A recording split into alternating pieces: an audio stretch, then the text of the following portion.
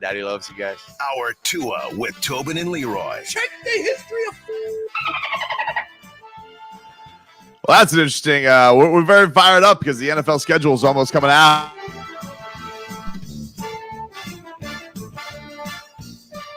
What's going on, guys? Tobin and Leroy here with you on 560 WQAM. We're hot. We're so excited. We're starting the second hour of the show today in the first hour. That's how exciting it is on a Closeout Wednesday. It's a Closeout Wednesday. I don't think you guys know this. Leroy, it's a Closeout Wednesday. I think Leroy's just like in his own zone. I wonder if he's muted his mic. I don't know what is he got sleeping? Leroy, wake up. I don't know. Hey, man, you here for the show? You see us? He's got it. I know what he's got, Dan. He's been in studio, so he's muted his tab. That's what he's got going on. 100%. He does. He's got an unmute StreamYard. He's just looking at us. Unmute StreamYard, dude. I haven't done a home show in a while. That's definitely what's going on there because he's just sitting here trying to figure things out. But it's good to have you with us here, Dan Day, and we're excited because it's Closeout Wednesday. Panthers, Heat, close this thing out, baby. We can get our brooms ready. We can get our top hats ready. We can go for a stream. We can go for Cats in 4, Heat in 5. Some of the best words you'll hear in sports. You got it tonight. Double screen action. 7 o'clock puck drop tonight. Cats, Leafs. You'll be able to hear that game on AM 790. And then, of course, tonight, 7:30 in that tourist trap up in New York, Heat, Knicks. And the Heat can close things out and see who they're going to face in the Eastern Conference Finals. One win away from their second straight Eastern Conference Finals, third in 4 years. Good morning, Leroy. Well, he gave me the thumbs up. I thought it was under the impression. Once again, are you surprised the 76ers, man? I thought the series was done. I thought we were going to see the Celtics easily in the Eastern Conference Finals. Now I'm starting to doubt myself. I'm surprised that I'm not surprised, Dan Day. Like, I think that, first of all, that's a Celtics team that everybody kind of just penciled in. I'm more surprised, I think, from the fact that they've been buoyed by 2 huge James Harden games to get them to this point. And then last night, of course, the MVP was the MVP with Joel Embiid, probably one of his best games of the playoffs. But that's what surprised me more than anything. It's not the fact that the Celtics are kind of wilting away. It's more the guts that the Sixers shown than anything. That's what really surprised me. And man, before we got on the air today, I was firing up the Odyssey app. I went over to our sister station, not a relative I'm very proud of, WEEI, and they're miserable. Oh, it's good. It's good grief listening. It's good grief listening. They're all upset. They want Missoula fired. They want Tatum and Brown broken up. Is Missoula not a good coach? I'm starting to think he's not. Well, he's young. I mean, he's a baby. He got handed. That doesn't make an excuse that he's not a good coach. Oh, listen. I think it's just one of those things. You're handed the keys to this Ferrari, and you had this coach last year, Ime Udoka, who everybody loved and really thought he brought the toughness out of the team. Now, obviously, it is stuff that he had to deal with. I'm just talking strictly basketball coach.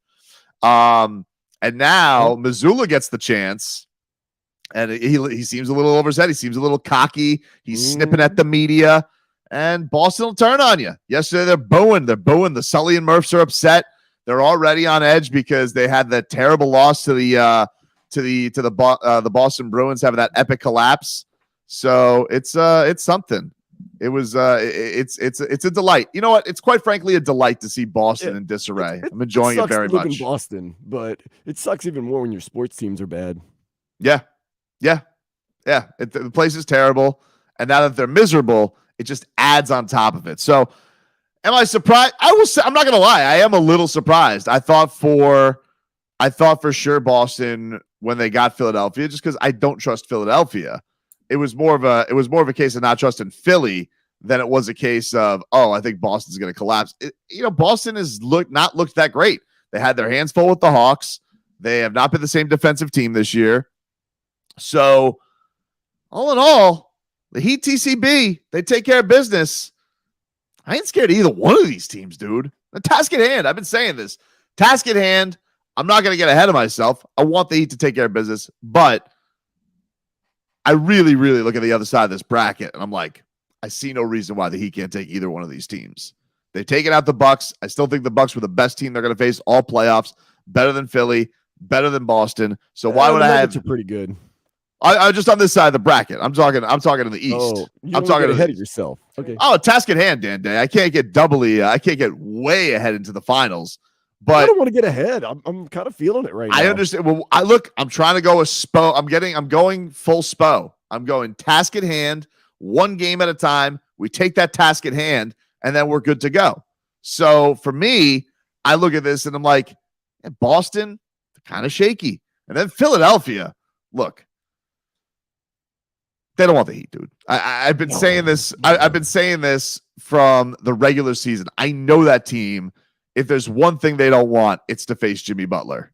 Jimmy Butler walking into that building and doing his typical thing where he knows that their own star admits that, hey, this was the biggest mistake we ever did, was letting Jimmy Butler walk out the door.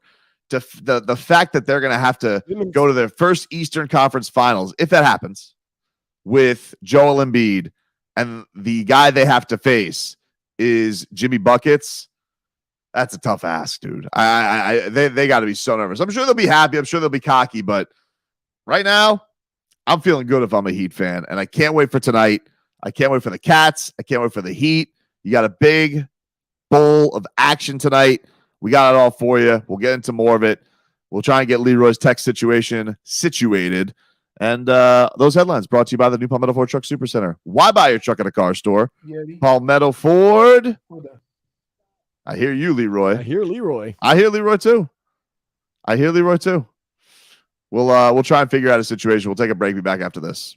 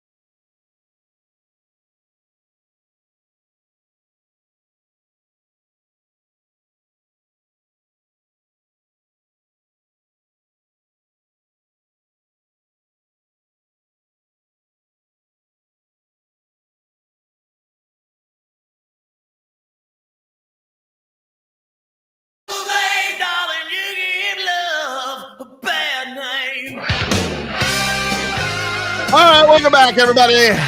Tobin and Leroy here with you on 560 WQAM. Taking you guys up until 2 o'clock here on the program.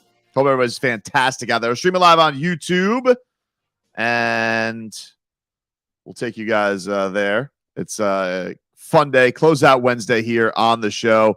Panthers, 7 o'clock puck drop. You, of course, can do that at AM 790 if you guys are looking for that tonight. And on the Odyssey app, WQAM 2, if you guys want to stream it. And then Heat, they'll have the flagship station tonight, 560 WQAM. Maybe they'll both be closed out, and we're moving on to a couple of conference finals. So crazy to think that we're here, right? We're at this situation of 2 8 seeds on the verge of moving on to the conference finals in both their respective sports. It's an awesome night. I, for the life of me, don't understand why the Panthers didn't play last night. I don't understand that. I don't know. Was there like an Andrea Bocelli concert at FLA Live Arena? I really don't understand why that happened.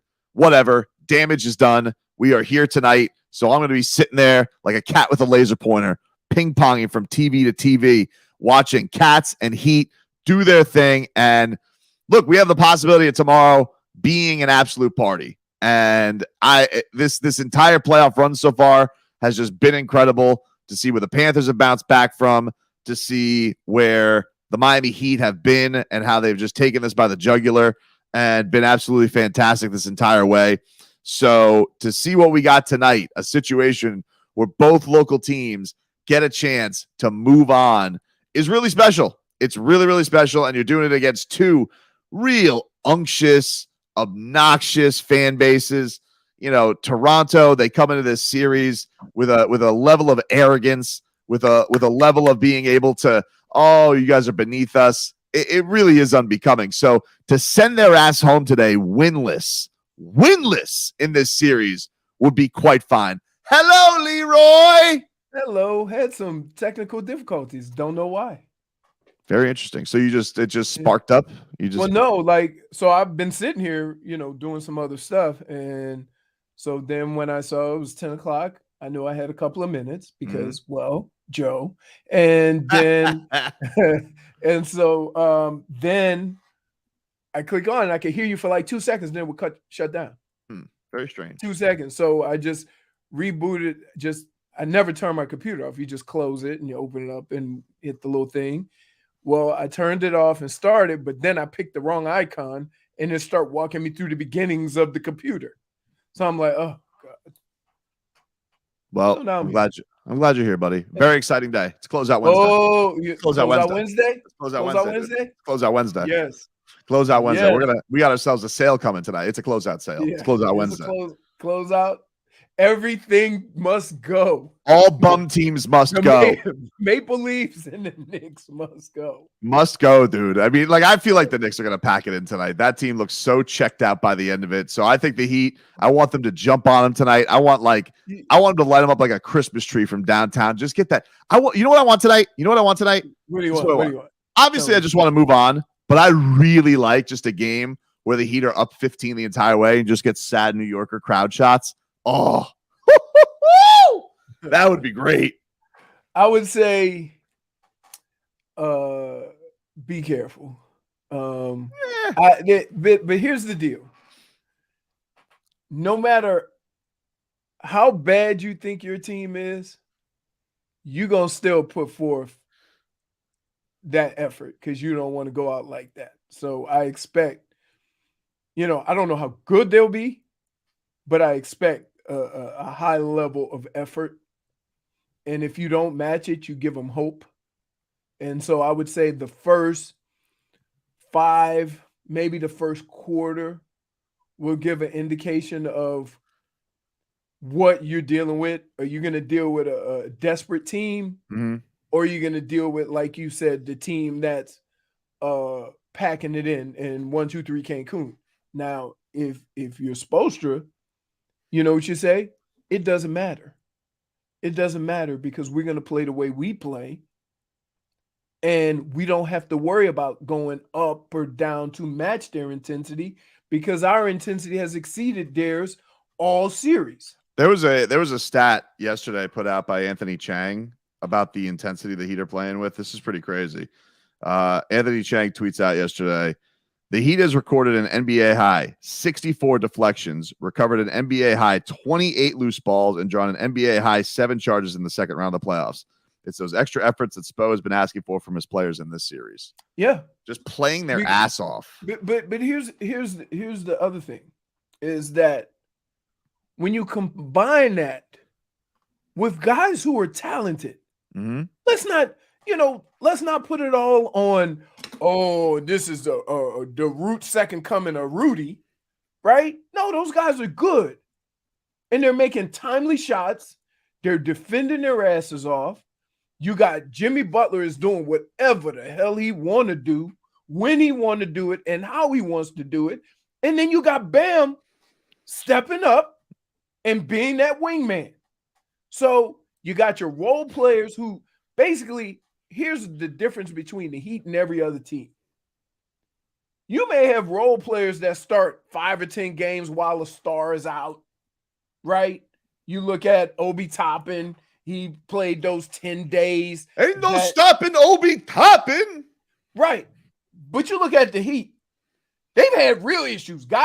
Those guys coming in now have started 20, 30 games. Yeah, it's tough. Like you can't replicate the desperation and frustration Miami has played with for the last 2 months. Like it's been there. And that's it's the same thing with the Panthers. It is. Right? Like, hey, buddy, you started diving in front of pucks during the playoffs.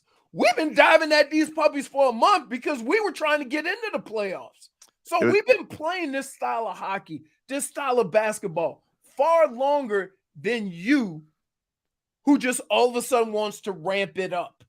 Yeah, it's funny. Matthew Tkachuk was giving some voice to this earlier, and the Panthers star was talked about, why they're playing so loose. And he's just like, why should we come in with any pressure at all into this? Here's Matthew Tkachuk.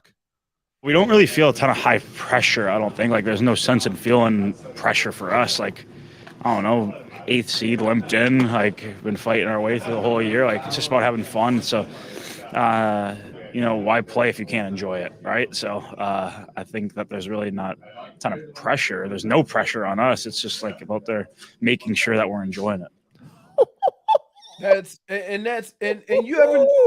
And I hate, and like, the stakes are high, but you ever notice in sports, the team that seems to be enjoying themselves are the team that plays the best, win or lose, right? Win or lose. You can look at your team and look at the method and how they go about the play-to-play, the series-to-series, or whatever, and how they are doing things. And you can just get a feel like, man, these guys are having a great time.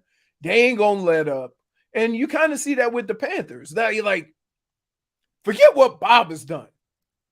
I mean, have you ever seen this hockey team play this free? Have you ever seen them play this physical? It's right? It's the physicality that, because last year it was just kind of this overwhelming run and gun style, but now it's like, they just, when it came down to it, couldn't get any power plays last year. It all got dried up, and now it just feels like they have such a method to the madness because of that's this madman Paul Maurice. It's been oh, are you coming around? I apologize. I apologize in song. I don't know what you're talking about. I apologize. I know. I apologized. I mean, it is remarkable how, first of all, it is really hard to get a team that's run and gun to recommit to being more physical. You can't look. You're asking, and let's put it in terms of like boxing. You're asking a counterpuncher to become the aggressor, right? That normally, when you see fights and you see two counterpunchers, neither guy all of a sudden becomes the aggressor. They still counterpunch. That's who they've been. And to change that in less than a year, this hockey team you watching right now, you haven't seen this in years. It's And awesome. It's I mean, like awesome. they have the It's first, awesome. this chance to sweep to go to the conference finals tonight. It's pretty great. It's pretty great. And that Matthew Tkachuk does feel like he has just become, the example for everybody to follow. And he hasn't even scored in this series. He's like, look, we've been, and he doesn't care. He's like, I don't care. We're rolling right now. They've done a great job of shutting down Toronto's top guys. So What's even more amazing about him is that every show that I watch that talks about the game, because I'm okay in hockey, but sometimes I like them breaking it down because I want to get an idea of what's so damn different, right? So I've been watching a lot of this stuff to see, and they break down certain plays and stuff like that. But the first guy they talk about is the guy who hasn't scored. And they talk about Tkachuk. Like, this guy is the engine that makes this go, even without scoring. It's really awesome to see. And, I mean, it's going to be great to see all those sad Leafs fans tonight leaving that building. Tkachuk or Jimmy? What do you mean? Is they both do their thing in the same with an edge. With it, right. Yeah, with right. an edge. And it's fun to watch. Like, I mean, Jimmy can do whatever he wants on the basketball court. And there ain't nobody on the Knicks that's going to stop him. There ain't nobody up for the challenge. The one thing I'll say about the Heat is that if somebody starts going off, somebody going to raise their hand and say, I got this. Right? Definitely. Somebody going to say, I got this. It's either going to be Jimmy, Bam, Gabe. I got this. Let me get him. But you don't see that. They're not knocking the door down to go get some Jimmy. Shmithan Schmolnick says if Tobin played hockey, he'd be Matthew Tkachunky. Bastard. Thanks a lot. Appreciate it, Shmithan. Good morning to you too. Go to hell. we got our own little Struce and Jimmy salute. Yeah, pretty much. Go to hell. Shmithan, how you doing, buddy? Go to hell. So if you guys are looking for your action tonight, just a programming note for everybody. 6:30 pregame, AM 790 is where you guys can hear the Panthers game. If you guys are looking for Cats, 7 o'clock puck drop, of course, from FLA Live Arena. If you guys are heading down there tonight to listen to Doug Plagans or whatever, that's how you guys can listen to it. AM 790, Odyssey app. It'll be Miami WQAM 2. And then we'll get into some Heat coming on up as the Heat will take on the New York Knicks tonight. You see Pat Riley? Pat Riley's arrival yesterday. Wore black. You wore black? Wore black. Knicks funeral coming on up. Will you say, I didn't pack to travel? No, he's just like, we're going all black. We're mourning the end of the New York Knicks. Very respectful of Pat Riley. I must say, for his former team. So what if he wore a top hat and a monocle? Would you just, oh my goodness, the ultimate troll? Be amazing. That would be, I mean, come on. It would be amazing. It would be amazing. I went top hat shopping yesterday, by the way. What do we get? You'll see tomorrow.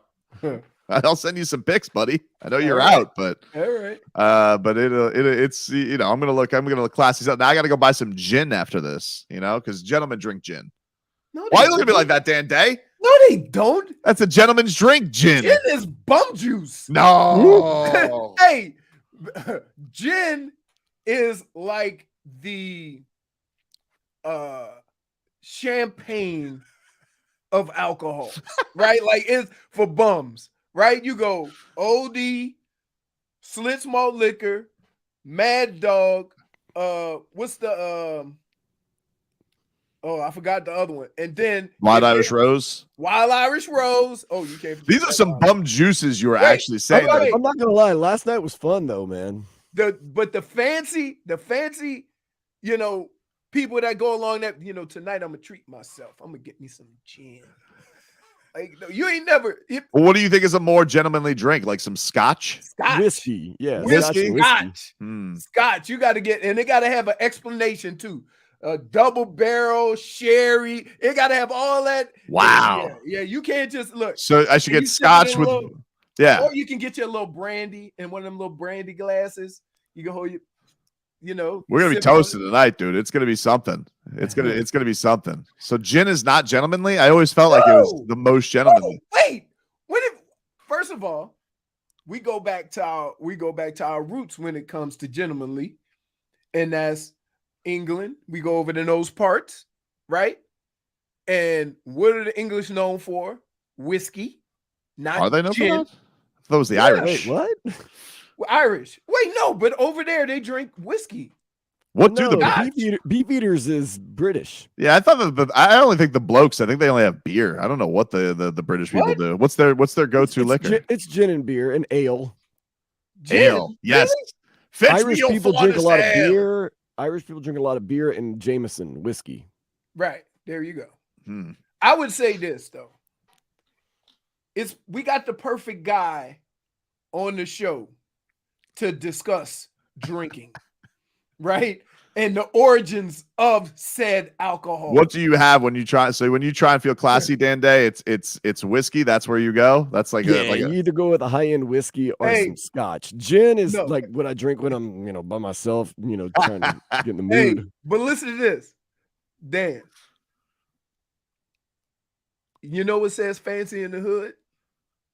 Oh, I know it's fancy in the when, hood. when your liquor is in a glass and not a red Solo cup. Yeah, when you're not in that red Solo cup, anything that's opaque, you're Yeah. good. If you drink it out of a red Solo cup, you can't be fancy. I don't care. You can have the most expensive scotch in the world. If you're sipping on it in a little red Solo cup. So it's all about the appearance. So you got the Yeah, it top is hat, true. you got the monocle. If you got the fancy glass, nobody ain't gonna ask you what's in the glass. I have a thing Because you here. already right. Top Yeah, 10 Tobin. top 10 cocktails every gentleman should know. I'll see if I like any of these. Tobin, I'm by not the sure. way, don't Hold on, I'll use tell you. the free little glass they give you too. You have to use your own personal glass. Oh, yeah. That'll make it a little more fancy too. So wait, now I can name these. Yeah, these are. old-fashioned. This is not a. I gotta get a new list. This list stinks. Okay. I gotta find like the actual most, because I got like now I'm getting most manly drinks. Not what I want. I want a gentleman, maybe classy drinks. Is that what I should go with? Yeah, Top 10 classy drinks? Classy. I was first of all, I'm gonna say this to all these people out there. Okay.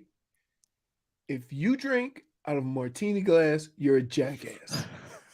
Because half of your drink don't get to your mouth. I may go martini tonight. Wait, no, you're holding the thing. They don't. It's filled up to the top. Olives You are try very to sip gentlemanly. it down. By the time you get to the part where you can sit and enjoy the damn drink, you done drink half of it for fear of spilling it. All right, top 10 classy drinks. This is something called Let me see. Spoon University. Top 10 classy Ooh. drinks to impress on a first I know date. that book. Number 1, martini. No, that's not fancy. That's when you go to they want to charge you $30 for a damn drink. They'll put it in a martini glass. I'm like, nope, put it in a regular glass. Leroy, has anyone in the hood ever drank a martini? No. If they could put it in a red Solo cup. I don't think it's a martini without the glass. I don't think it works like that. No, you That's true. like, It's just a shot if it's not in a martini Dude. glass. do you understand that if you at a club or you at a restaurant or whatever, and you drink too many, you start drinking less and less because you spilling half of it. Next It's is hard to drink out of martini glass. next one's an old fashioned. Yep. All right, That's true. That's true. Old fashioned. How about Manhattan? Is Manhattan there? let's see. I got Moscow Mule. Oh no, too milky. Yeah. Too milky. Something called a dark and stormy. I don't know. Wow. Never That's heard like of it. a Guinness and vodka or something like that. Gin and tonic. Huh? Yeah. Some more I do gin. love some gin and tonic Well, with a twist. it's not here. What makes it fancy, Dan? It's not the gin. It's the It's tonic. twist. It's The tonic. tonic, right? And the It's the twist. twist, You do- too, the little you do line that tonic you and the twist in there. twist, right? Last one I'll give you is a Vukari. Vucare. Leroy Vukare. knows about that. Yeah. That's yeah. So is that big in New Orleans in the French Quarter? Yeah. Also, wait, You got a whiskey, Dan. cognac. Sazerac. Sazerac. No one in New Orleans drinks Sazerac. It's all tourists because it's straight liquor. Yeah. Oh God. Oh. Everybody talks about it. Everybody talk about it. And I'm like, that's a New Orleans drink. Yesterday, we got Go ahead, Dan. Go ahead. You go to the Hotel Montleon and they have that carousel bar that turns. Leroy, you been? Yeah. I get motion sickness looking, and then everybody's drinking Sazerac, and no one is from New Orleans there because no one drinks Sazerac, and you're getting sick as a dog with the carousel bars circling, and then you got nasty ass Sazerac going around. It's just Dude, it's a drink where they put like an orange twist in it, but every liquor they have in the bar. That's what it tastes like. We'll take a quick break. 15 minutes of heat. What do we Need some whiskey to clear my throat. 15 minutes of heat coming on up. Bam Adebayo, once again, snubbed. That's next.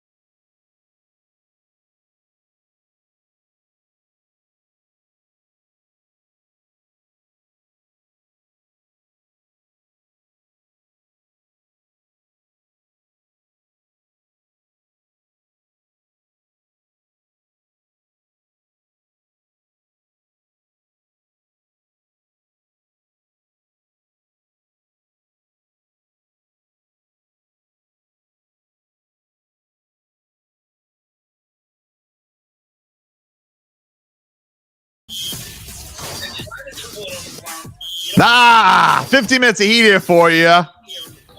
Hey, Leroy, you want to hear what's going on in Boston right now?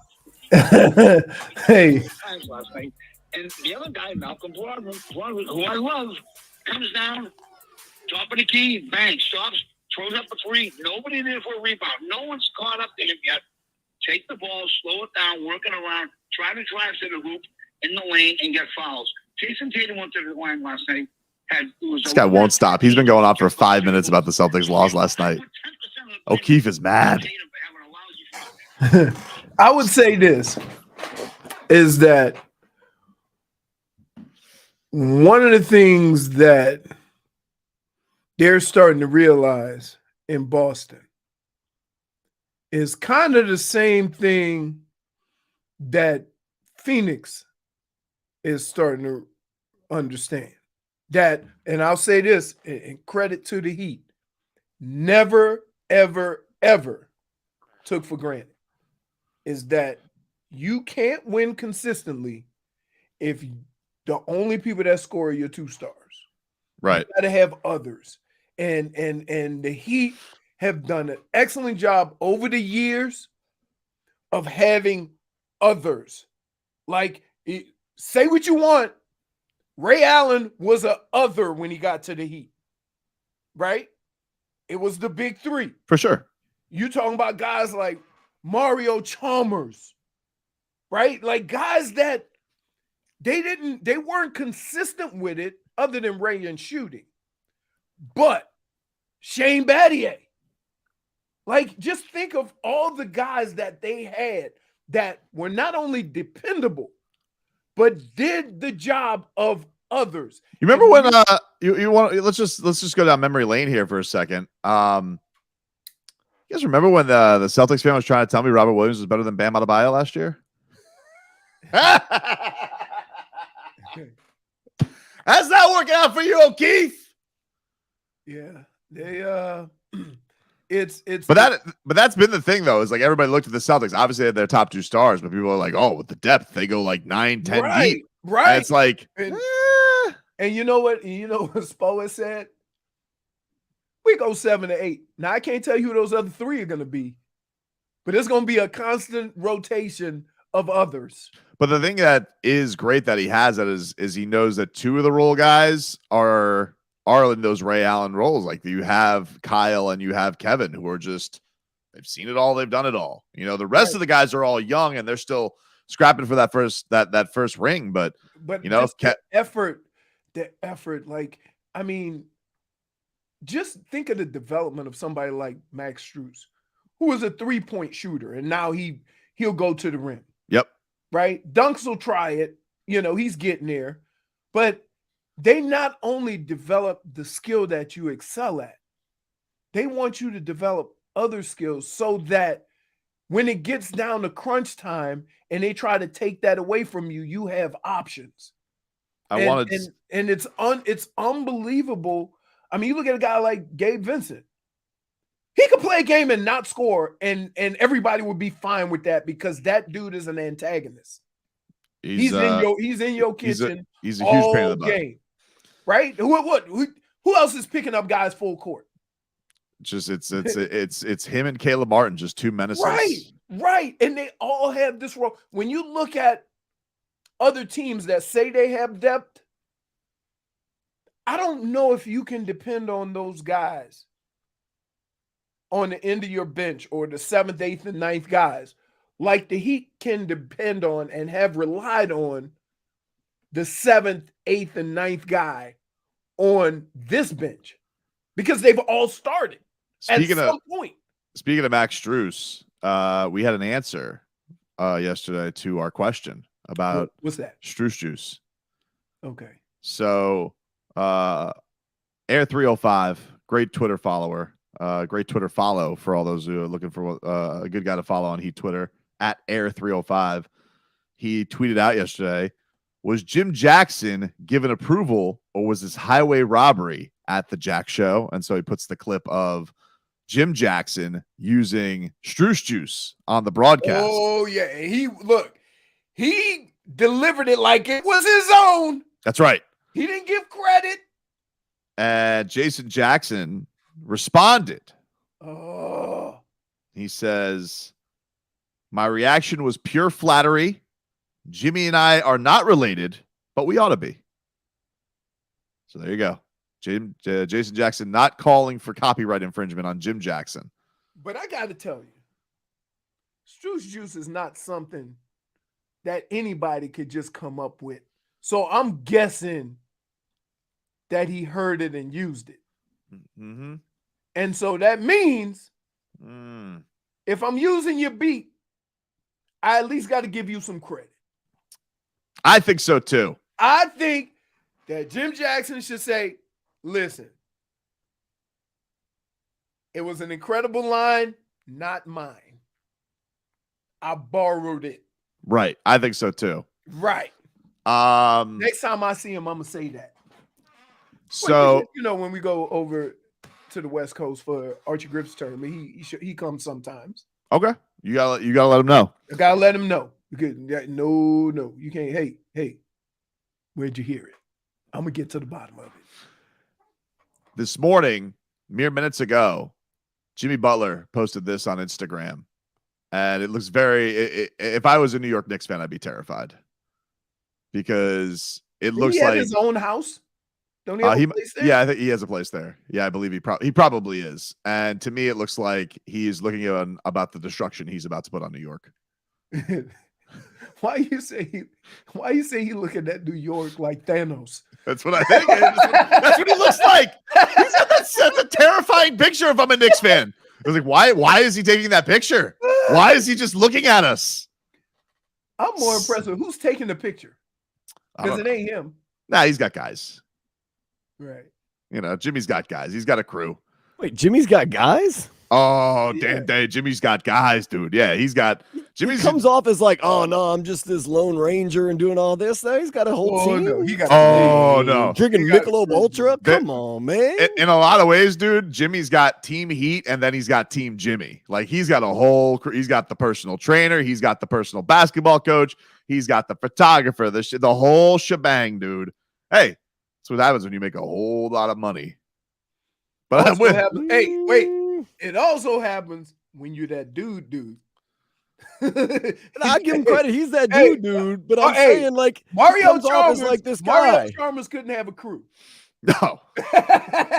Although he thought he should have a crew. Yeah, like Max Strus can't have a content guy. No. You know? He can't have somebody tweeting stuff out for him. Well, maybe next year he can when he's making a hundy. But like, you know who might have one? Yurtseven.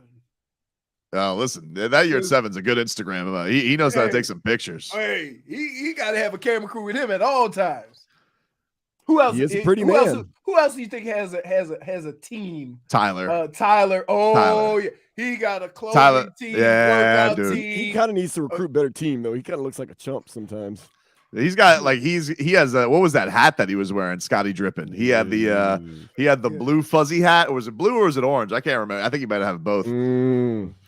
But look, that's all he's got to look forward to right now while he's got that hand working back. He goes, hey, what are we wearing tonight? I feel like if I was Tyler, I'd go like full James Harden, like the craziest outfit just to get people talking. Yeah, I mean, yeah. Why not?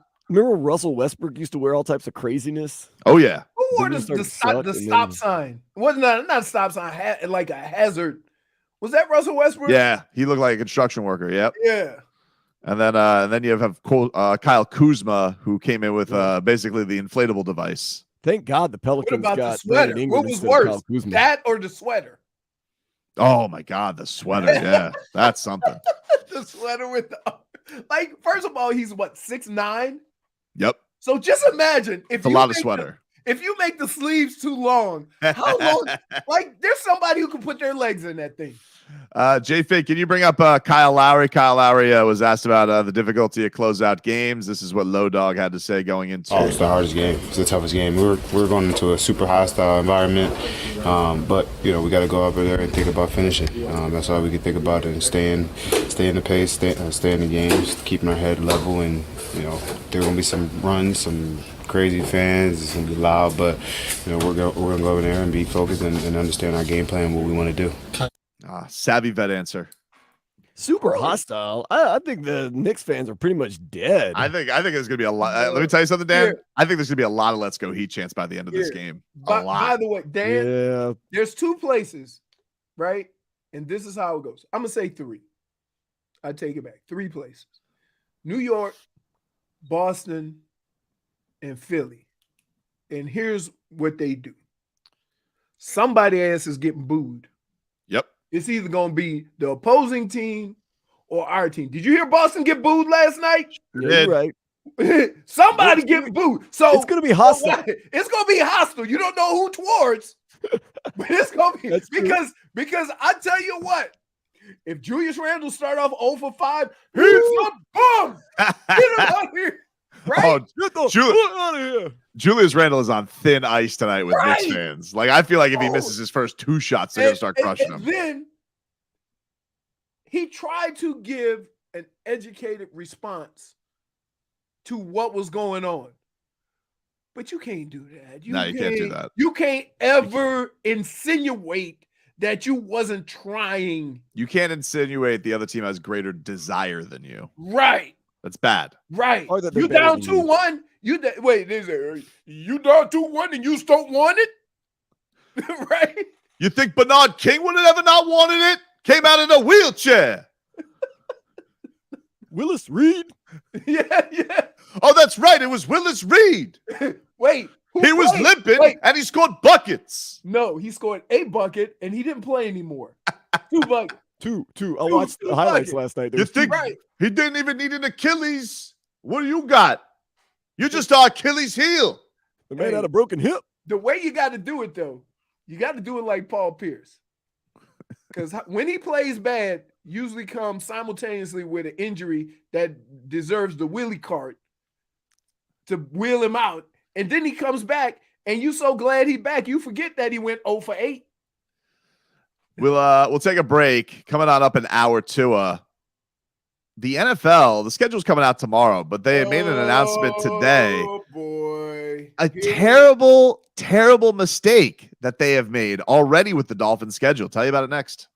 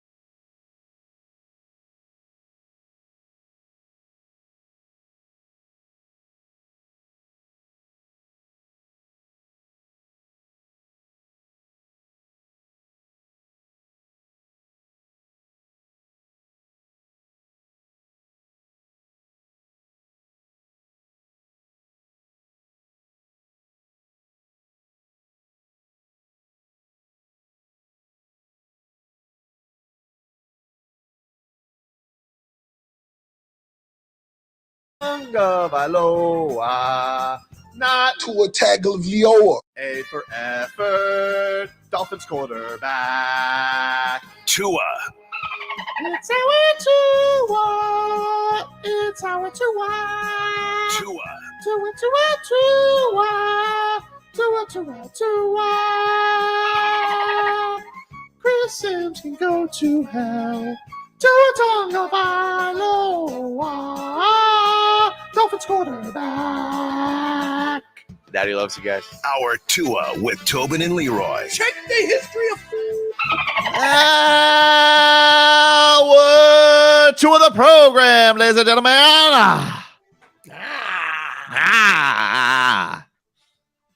Tobin and Leroy here with you on 560. Before we get to headlines, Leroy, let's get a weather update from the DeBesman and Dover Law Firm. YourAccidentAttorneys.com. Free consultations 24/7. Call them at 866-954-MORE. Is Leroy wearing pajamas? Maybe. Clown. Leroy, what you got going on there, man? Hold on, let me see. It is partly cloudy. Winds are coming out of the east. No, I'm gonna say they're coming out of the west. I haven't seen any planes.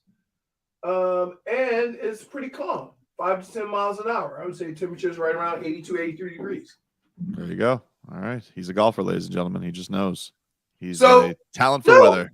I got on shorts and a shirt. Oh, my bad. My bad. I thought those were pants. The pantalones. Love a good lightweight hoodie. That's always always a comfy look. Yep. Getting some headlines here brought to you by New Palmetto Ford Truck Super Center. Why buy your truck at a car store? Palmetto Ford. We know trucks. Streaming live on YouTube and Twitch, Miami 560 WQAM. It is a closeout Wednesday. Panthers, 7 o'clock tonight. They will have their brooms ready as they try and sweep up the Maple Leafs like a fall day, ready to change the seasons. Sweep. Contrary to popular belief, you know why this is? Well, I mean, they just came back from 3-1. Yeah. So I'm not going to totally dismiss it. Right? Against a team that was supposedly a lot better than the one they're playing. So Not worried. You're not worried. Stats. No, I'm just Tonight's saying all about you stats. can't just dismiss it, I will. right? How many rats are going to rain down on that ice tonight?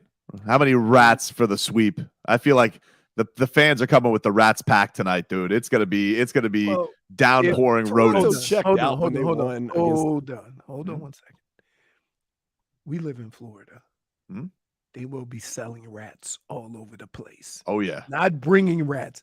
The Panthers, the FLA Live, the little hustle. See, if you get down in Miami, they have the Some hustle side hustle. outside. Yeah, you got The some side hustle. Yeah. Where it's hard to get a side hustle in suburbia. Right? FLA Live, I tell you one thing, you gotta bring like a sweatshirt with some zipper pockets or something, because that FLA Live, like, they're very strict with the bags. So Right. you gotta make sure your rats are. You know what? This is the only arena. Think about this. No street vendors. Nah, not really. There's a mall there. I mean, It's everybody got got to its get own that hustle. interstate exit. There's not many street vendors around. I mean, I'm never out that What? early before. Yeah, like hold on. The cops are running people off all the time for selling crap. Right by the port. Everywhere. Where? Dude, I sell Right stuff in on the the front streets of all the street, time right by on the casino Biscayne. center. You do? Yes. I am in there sell very early. water, I sell liquor. I sell all types of Wait, things on the street. As soon as you get off the highway, there's somebody selling flowers underneath the overpass, and you can't get. Oh, to the yeah. without water and mangoes. But I feel like whenever I've gone to a Heat game, like I see like one guy selling arepas by the by the walkover, the crossover. You ain't looking. They're all over the place. Now, let's not even talk about football. Oh yeah, that's Goodness.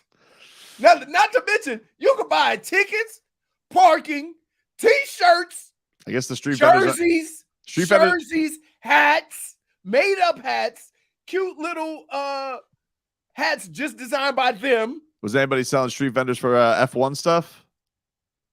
No. No. You- Too fancy. listen, think about this. Elon Musk coming over to buy a street hat. The cheapest ticket was like, what, $300? Well, I don't know. Oh no, like 500. The cheapest ticket. That's crazy. Walk around tickets were last year were 400. I know that. So let me ask you this. If you spending $400 to go watch cars every 2 minutes go by. Are you going to a street vendor? Huh? Well, maybe you tapped out. Maybe Right. you need to go get The a street bargain. vendor is right next to the guy trying to dump those tickets for $10 at the football game. Well, I'll keep my eye out. I mean, I am there early, so I don't see. I don't think the street You don't vendors. see him. No, I'm in the building already. You go closer to game time, right? When the people start showing up, because there's people, they have pop-up stands. They just pop up, and then the cops come run them off, and they go around the corner riding a little bike with the stuff on the back. Come on, man. Scheduling update for everybody. So you guys know 7:00 tonight, Panthers and Maple Leafs. That's on AM 790. If you guys want to listen on the app, it's on WQAM-2 on the Odyssey app. 6:30 is when the pregame starts. So you got that. Then tonight on WQAM 7:30, the Heat will attempt to finish off the New York Knicks gentlemanly in Game 5 of the Eastern Conference semifinals. Solana has preheat starting at 6:15. I don't want there to be here.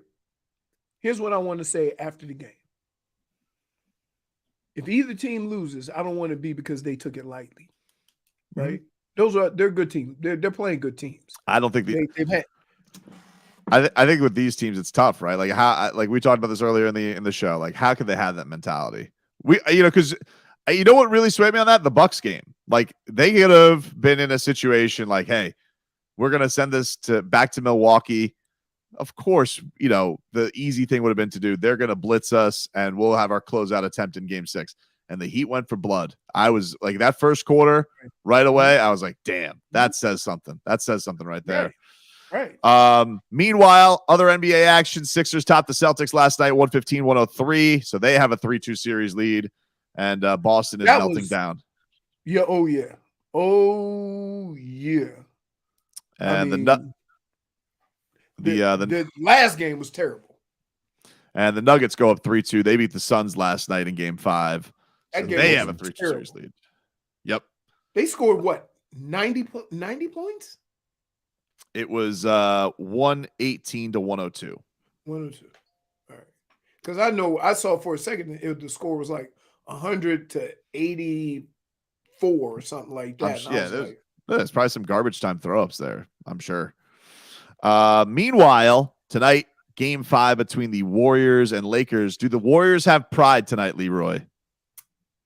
I would say they do, but Marcos might be a little right. Wow. Good Klay Thompson washed? Dude. Doing that? He ain't making them like Steph. Well, nobody is. Well, Steph didn't make him last. He was 3 or 14 last game. Well, I feel like they're going to extend it. I feel like the Lakers are going to win the series, but I think that it really? Yeah. I can't see Steph going down like that. It ain't Steph. It's the other guys. Yeah, like here, Golden State Warriors is kind of getting old. You know what the thing is? Is think about this. You have been made to look at Draymond Green and consider him an elite contributor to that team, right? He is. See, no, he's not. Not for scoring, but he does. Okay. Right, but that's what I'm saying. Like, yeah, but he is. But like the stuff that he brings that nobody else does on that team. Where they are right now, okay. You have to make a decision, and you got to be able to score to keep up. Mm-hmm. Versus watching LeBron be guarded by Draymond for a whole game. And it looks ridiculous. So you have one or two choices because you don't have anybody on the bench that can guard LeBron or Anthony Davis on a consistent basis. So you have to make a decision. Are we going to try to outscore them and just run them into the ground? Or are we going to try to defensively stop them? You're not going to defensively stop them. So the other option is to outscore them. You can't outscore them with Draymond on the court. And finally, I want to get to this. Adam Schefter tweeted out today. This was announced. The Miami Dolphins, we know they're playing the Kansas City Chiefs. But they're playing him in Germany. And baby. Frankfurt. And the reason I'm upset about this is What? Tyreek Hill has already called out he wanted a revenge game in Arrowhead. He said he wanted to throw up the peace sign in Arrowhead. And now we're not getting it. It's going to be an international game. That sucks. I'm sick of international games. But here's the deal. Yeah, though. nobody wants that. Here's the deal. What? While you looking at it, Tyreek Hill won't be able to throw up the deuces in Kansas City. Let's look at it from another point. How many people are going to be watching Tyreek Hill play his former team? Yeah, but they're going to watch him anyway. Like This will be a standalone game. It's it, dude. First of all, I'm sick of the international games. I'm sick of getting up at 9 o'clock in the morning to watch football. It's ridiculous. Okay, football is supposed to be that is for the beautiful game football, not our football. Our football, 1 o'clock, 4 o'clock, 8 o'clock. That's when it's it. That's when you do it. I don't want to get up in the morning and have breakfast with the cheetah. Okay, I wanted the cheetah to go at night, prime time into Arrowhead and break their hearts. And now it's like, look, I'll still be excited for it. You're still taking on the champs, but it loses a little something, dude. Can I just say this? Some of the things you choose to be petty about are absolutely ridiculous. No, you're silly. No, come on, dude. He said this summer. You heard him this summer when he's like, I can't wait to get to make the Chiefs fans sad, and I got to throw up the peace sign. I was like, oh, I can't wait for that either, Tyreek. He sold the game already. How can you do the peace sign in front of a whole country? No, but it doesn't hurt the same. Yeah, you got to think. Would you rather Tyreek Hill in Frankfurt at 9 a.m. or a Sunday night game in Arrowhead? I'd rather a Sunday night game. I'm not going to lie. I'm not dismissing that. I like these games at 9 o'clock in the morning. I get you, but this is like they ain't putting scrub games at 9 o'clock. Dude, what are you talking about? It's always like Commanders Bears. That's what we send over there. Right. Why are we sending this? This is primo meat. What are we sending this over there for? Give me a little Dolphins Lions over there or something like that. You think the Germans didn't say, why y'all keep sending us these bum teams? Right? Like I said, wait, it's not their league. We send you NFL football. Those two teams suck. This is supposed to be like Dolphins Chiefs. That's one of the games this year. Mahomes versus Tua with Tyreek Hill. I was so hyped for this. And look, yeah, we'll still be hyped for when it comes up, but that's a Sunday night game if I ever heard of one. Really? I'm so upset about this. So can I ask you a question? Sure. What if, in addition to that, the Dolphins play the most primetime games in the league? Then are you going to be a little less? You see what I'm saying?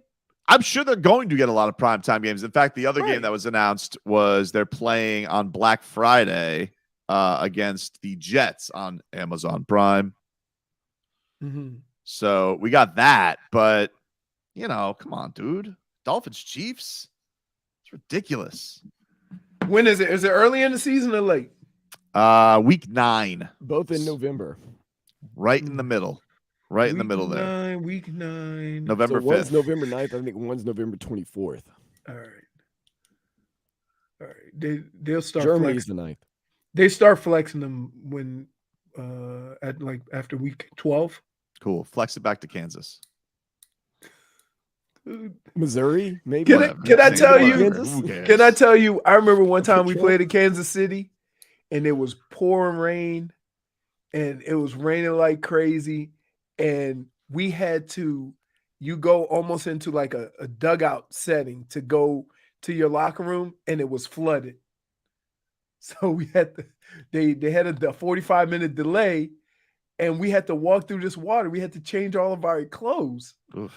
It was brutal. We'll take a quick break. You guys can text at 305-567-0560. New Dolphins receiver Chosen Anderson. He got to speak to the media yesterday and give you his thoughts on Mike McDaniel. That's next.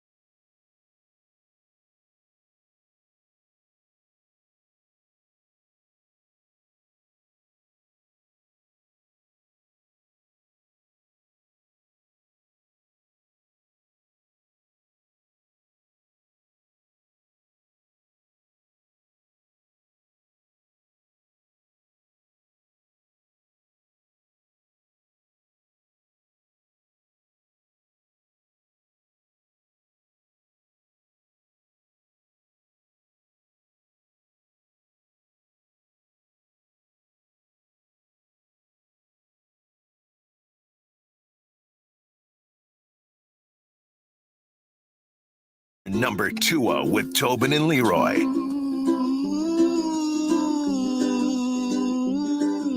All right, going up.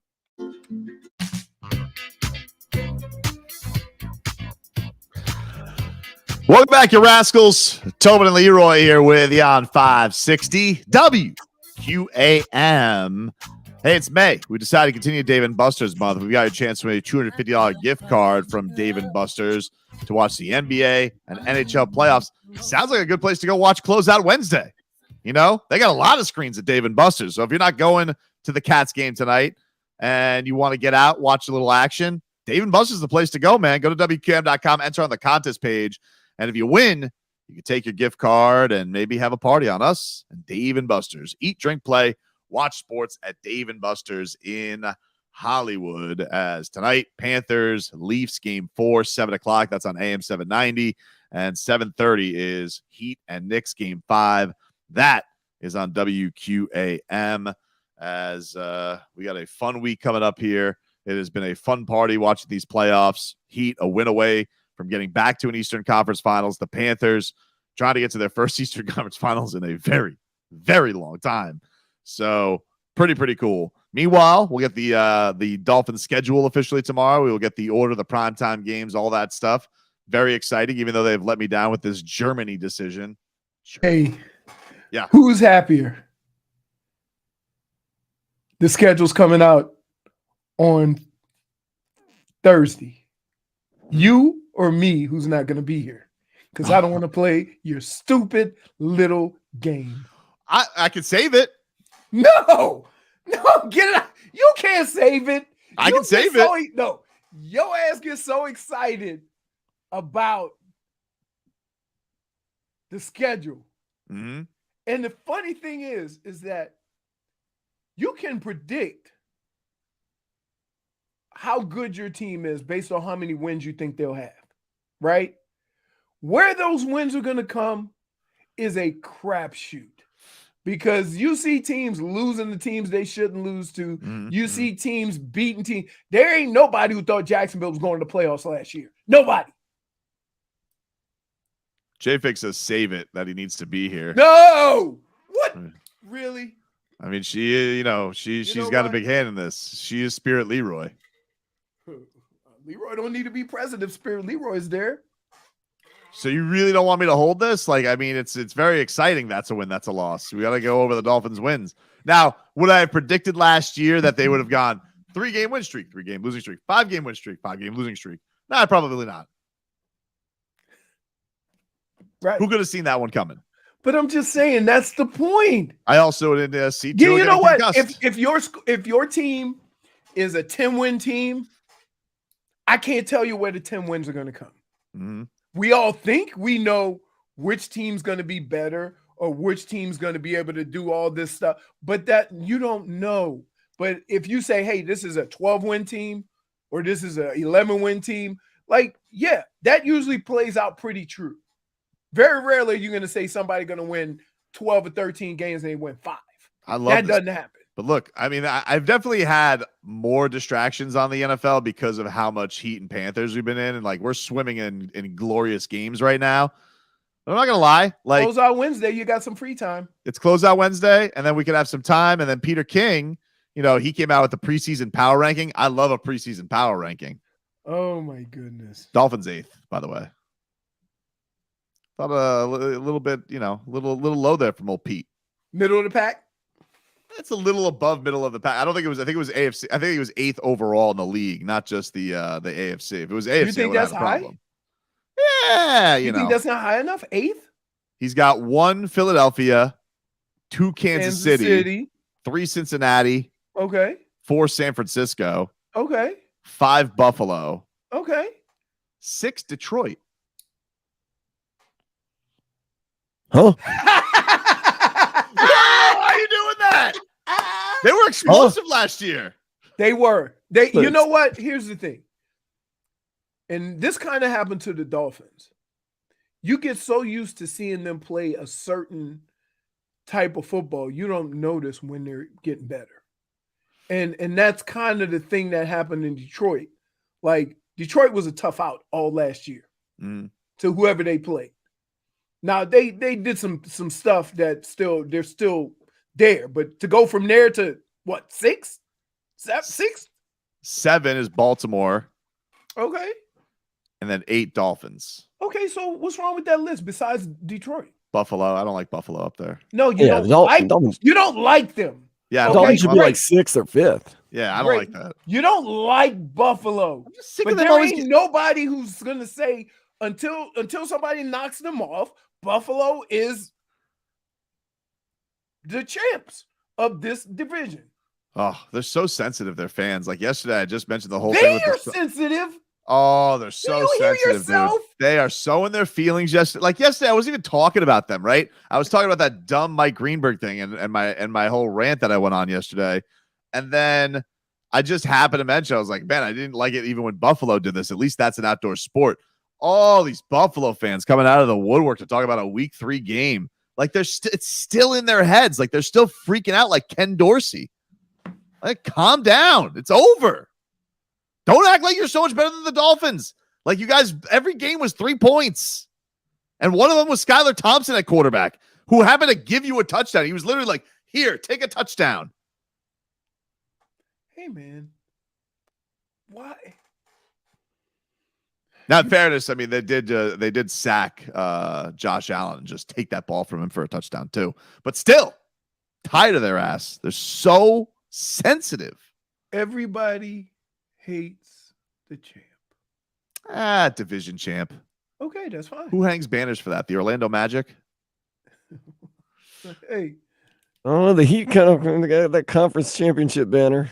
They are up there, but they don't have a ceremony for him, Dan Day. They just go up there. They only have ceremonies for championship ones. They do have the list of division champions, which, by the way, doesn't even matter anymore. Yeah, like I didn't even know there was divisions anymore until they mentioned it this year. I was like, wow, we're division champs? Ugh.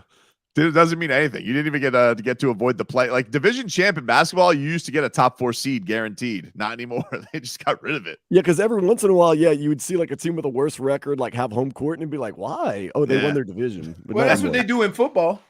Yeah, they don't do it in basketball. Football, anymore. you have a team with a losing record hosting a playoff game. What Peter- happened with Seattle? Peter King says Miami slight edge over the Jets on 2 big things happening. Tua being healthy for 15 games and new defensive coordinator Vic Fangio markedly improving the league's 24th ranked defense. He says for the Jets, who he ranked 9th, it's logical to think Aaron Rodgers will lift the Jets, and I believe that he will. Rodgers is the kind of person who can set his mind to something, such as showing the Packers and the world that he's not kaput entering his age 40 season. Kaput. And That's what the old people love the word kaput. the old dude love the word kaput. Nada. Kaput. How do you do Peter Hey, King's been covering football? Hey, for can you come 50 pick me years? up? My car just went kaput. Chosen Anderson, by the way, new Dolphins receiver. He met with the media yesterday. Loves him some McCoachin, Leroy. Nah, it was very, honestly, it was a conversation that it was very honestly fulfilling for me because I felt that over the years, a lot of things that he's noticed about my game, what I've gone through, what I've been working towards, he's noticed that and made that very evident, and it felt good to finally, hear that from a coach, a great coach too, a coach that's had a lot of success and knows what it takes to be successful. And our conversation, like we really connected. We had like instant chemistry and pretty much was on the same page about everything. And I pretty much told them before I left, my decision is made. They told me, just still assess things, but my heart led me to being here. And I took my time with making this decision and made sure it was aligned with my purpose in life and what truly matters, and then my ultimate goals of what I'm here to accomplish in playing football. Sounds like Chosen had a deep talk with Mike McDaniel. Deep feelings. If I may, Yeah. that's called recruiting. I mean, you don't know that dude. Maybe I had a really deep conversation. I'm not. You misunderstand what I'm saying. I didn't say any of that was not true. But you ever convince somebody to come play for you and tell him he's a bum? No. No. So, like, although I know Mike McDaniel is very personable, he really, in most cases, he really 100% means what he's saying to these young men, which I appreciate. There's not a whole bunch of shadiness that he just comes out with it. So I appreciate that in a coach. However, when you're trying to convince a guy to come play for you, right? You're going to have a level of charm to convince him this is the place to be because you want to sign him. So there's always going to be heartfelt conversations. You don't think he asked him about Socrates? Yeah, wasn't Chosen being waxing a little bit poetic right there? Like, I've spent my whole life thinking about this and Right. Well, I mean, listen, he's obviously going through some stuff. You know, he had some rough stints the last couple of years. He changed his name to Chosen. So he is, you know, probably looking for a new page, a new place, you know. So now he gets to be in a place where he grew up and be around a lot of speed. If I may.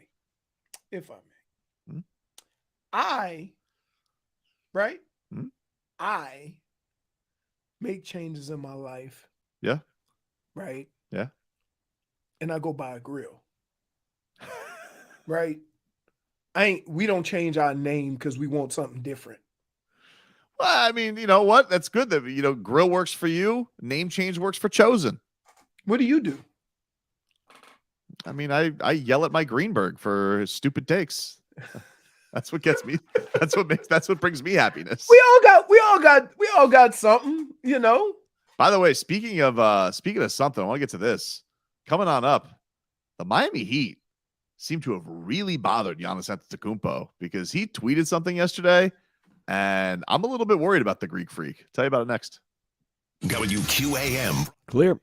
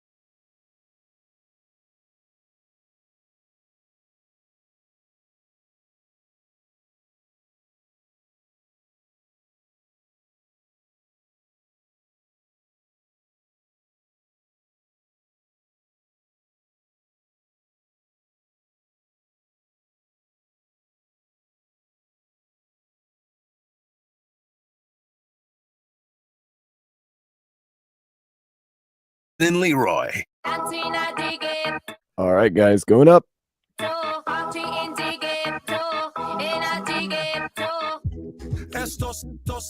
Welcome back, everybody. Tobin and Leroy taking you up until 2 o'clock. Streaming live on YouTube and Twitch, Miami 560 WQAM. That's where you guys can find us. Get some cat talk coming up here at the top of the hour. It's a Closeout Wednesday. The SoFlo Boat Show is coming to Miami Marine Stadium May 19th through the 21st. We've got a chance to win a 4-pack of tickets to go see all the new model boats. There's live music, world-class food and drinks. Keep listening for your chance to win. Give those away before the end of today's show. A 4-pack to the SoFlo Boat Show. So we got that. Leroy, I'm worried about Giannis. I'm worried about Giannis, dude. He's ain't going. your problem. It's not my problem, but I'm worried about. You know what your problem is? The Knicks. Yeah. We'll get to them. That's a Closeout Wednesday. I'm ready for that, but I got hours until that. So until then, I was yesterday perusing my phone, and Giannis had this tweet. Did you see this tweet that Giannis had? Of course not. Why you Fair ask point. me some dumb stuff? That's a good point. Why would I ask you if you've seen I it? have you. It's a good point. It's a fair point. Have you. Any tweet I miss, you'll send to me at some point during the day. So Giannis, JVIC, if you could post this here for our video audience, he posts this picture of himself sitting on a bench, green light, kind of looks like the Hulk. And he says, "I'm tired of the disrespect. I'm coming." And it looks very upset in this picture. Like it's What's a wrong with very it? deep photogenic, he's Hey, deep thought. You want to And reply? yeah, what do you want to say? Well, sat your ass down right now, but you can come next year. Right? Yeah, there's nothing for him to do right now. There's nothing. Where you coming? You coming to watch the Heat play? What do you do? Yeah, well, why tweet that now? I don't know. I was like, timeliness is terrible. That's when you put that right after the season. Right. You don't put it while the team that destroyed you is up 3-1 in their next series. We're still waiting to get to the conference finals, Giannis, and you're already tired of the disrespect. Like, is anybody disrespecting him though? No, I feel like I got to be honest with you. Giannis gets a free pass. You know why? Because no matter what Giannis does, it's going to be the others. I feel like, well, the Giannis too, it's like he had that whole ridiculous explanation about failure. And I was like, all right. And then they turned it into a commercial 3 seconds later. I kind of felt like he skated. Everybody was just like, yeah, we moved on. They fired Budenholzer. What disrespect has he been getting? Giannis gets a pass because we ain't tired of him yet. His coach was a bum too. His coach wasn't very good. He would have been fired 2 years ago. He should have been. No, he would have. They won the championship. Yeah, they got hot. Championships don't buy you what they used to in the NBA. Oh, no. Well, you know what else is even worse? Coach of the year. Spose never won Coach of the Year. Coach of the year. Go look it up. Coach of the year gets fired the following season. Oh, yeah. Every year. Who won it this year? Mike Brown? Do you think that when Jimmy gets Sacramento? Yeah, Sacramento. Mike Brown's won it multiple times. He's been fired a lot too. And he's been fired. He won it in He's been an Cleveland. assistant a lot too. He's been an assistant. He's been fired. Yeah, good job by him. Do you think Giannis, like when Jimmy gets word of Giannis tweeting that out, does he just laugh out loud? Tired of the disrespect.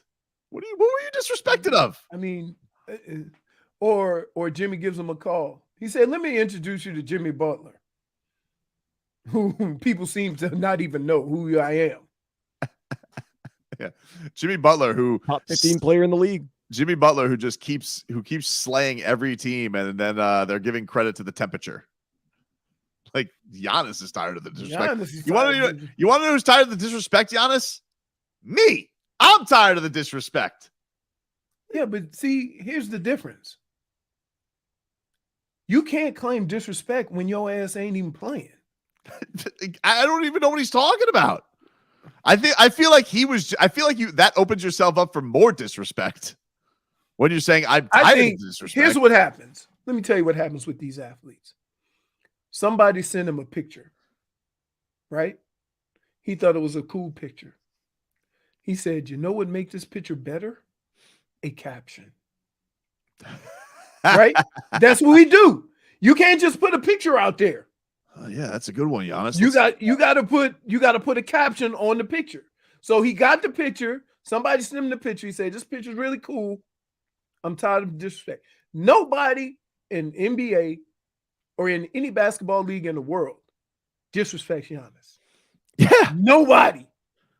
In fact, he gets more benefit of the doubt than a lot of stars. Listen, the man's got a good for a guy who has can't a great really resume. shoot. The guy who can't really shoot. No, he can't shoot a lick. But like, he's got a great resume. He's won his championship. Just shut up. Like, what do you mean disrespect? Why not caption it ready? That's all you got to do. Ready for next season. That's all he has to do. Why not? Soon. How about captioning it? Jimmy took my lunch money, and then just sit it out for a few months. How about that? How about you tweet that out? I'm hungry. I'll tell you some more. Hey, you want to know what was funny disrespect yesterday? This came out yesterday. The all defensive team. So they come out with the all defensive team. See, let me tell Dan Day. Let me show you his. What? Here's what I know where this is going. Let's go. No. Here's what my man does. First of all, he throws that Giannis bait in there, right? Little minnow, looking shiny, looking all good for a nice, big, delicious bass to bite, right?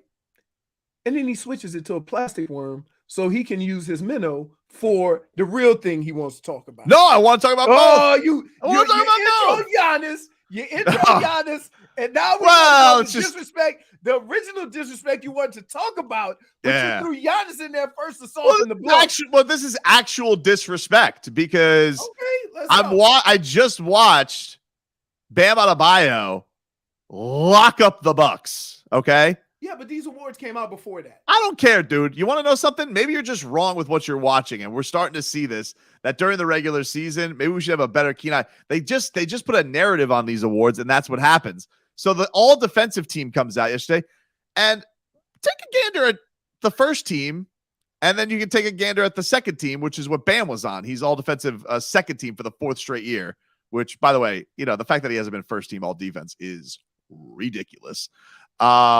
The fact that he hasn't been a finalist for Defensive Player of the Year is ridiculous. The fact that he has one Defensive Player of the Year is ridiculous. But go ahead, take a look. Take a gander at this, Leroy. Look at this list that they came out with yesterday, J-Vig. If you could pop that up. I was prepared for this.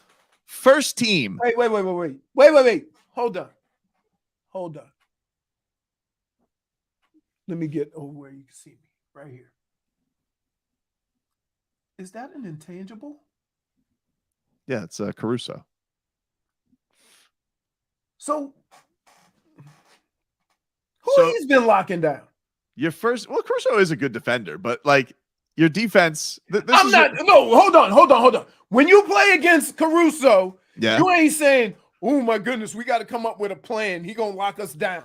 No. Here was your first team: Alex Caruso, Drew Holiday, who's still having nightmares about Jimmy Butler. Drew Holiday's a good player, though. He's a good player. He's a good player. He's a good player. He's a good player. Sitting on his ass. I'll buy that. I'll buy it. Sitting on his ass right now. You have to be on it. Jaren Jackson Jr., who is also sitting on his ass right now. Brooke Lopez, 100 years old. An ostrich, and all he does is just have tall arms, long arms. Okay, but he had average 3-4 blocks a game. And then Evan Mobley, who, by the way, like, he's a nice player. He's a child. And Mitchell Robinson took his lunch money. You see what Bam Adebayo was doing to Mitchell Robinson. And somehow that Johnny come lately gets to be on first season. I don't care. Because you want to know something? It doesn't matter if Bam's first seed or if he's eighth seed. Doesn't matter. They still disrespect him.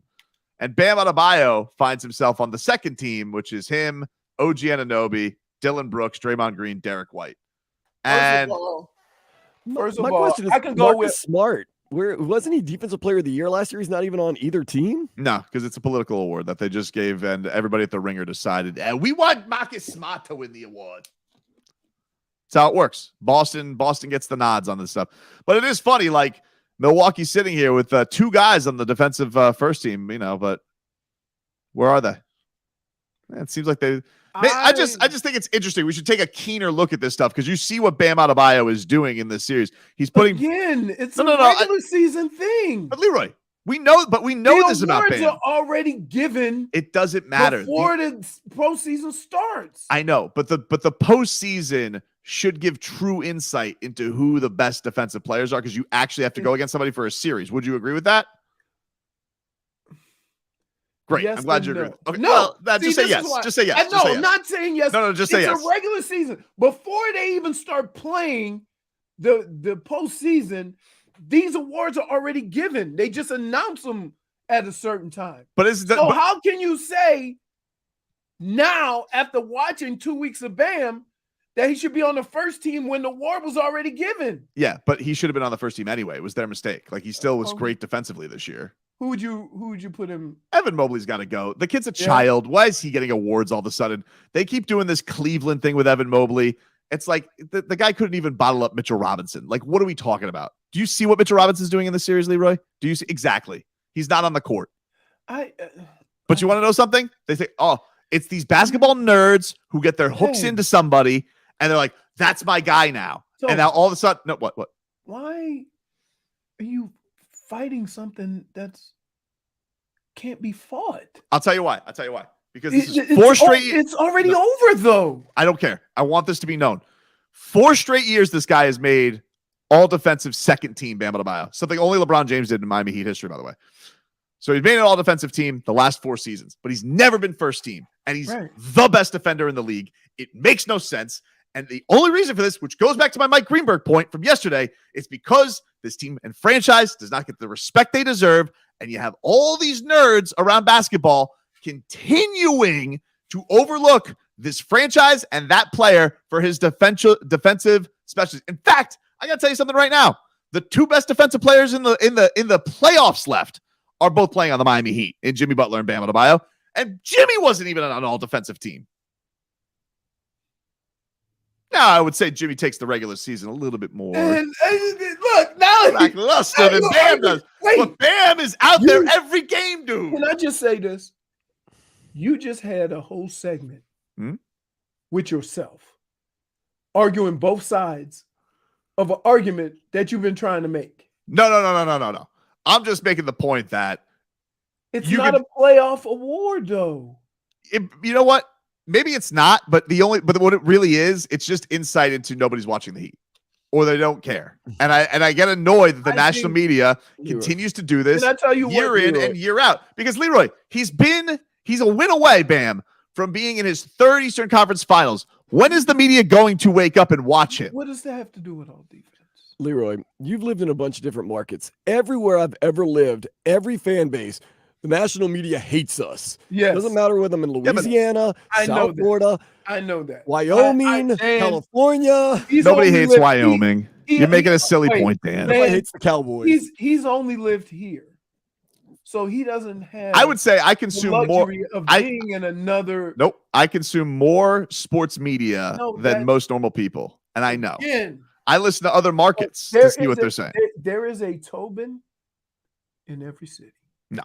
That thinks their team is being slighted, their team is being disrespected. But there's only one who's It- right, and that's me. There's only one that's right, and that's me, because I actually have the receipts of slightness. Oh gosh. What other markets getting slighted? Philadelphia? What are they getting slighted on? Boston? What are they getting slighted on? Could you give me I more mean- Boston coverage? I More mean, New York coverage? More LA coverage? Joel Embiid wasn't all defense. He was the MVP. What does that have to do with anything? Still be on all defense. Giannis Why? won them both. Giannis won Defensive Player of the Year and Player of the Year. Yeah, LeBron probably should have won it one year with the Heat. Yeah. But I'm just saying, like, there's no. I understand. You don't think he's one of the top 5 defenders in the league, Leroy? Yeah, I do. You see that list. You don't think he's better than all those guys on defense? Be honest.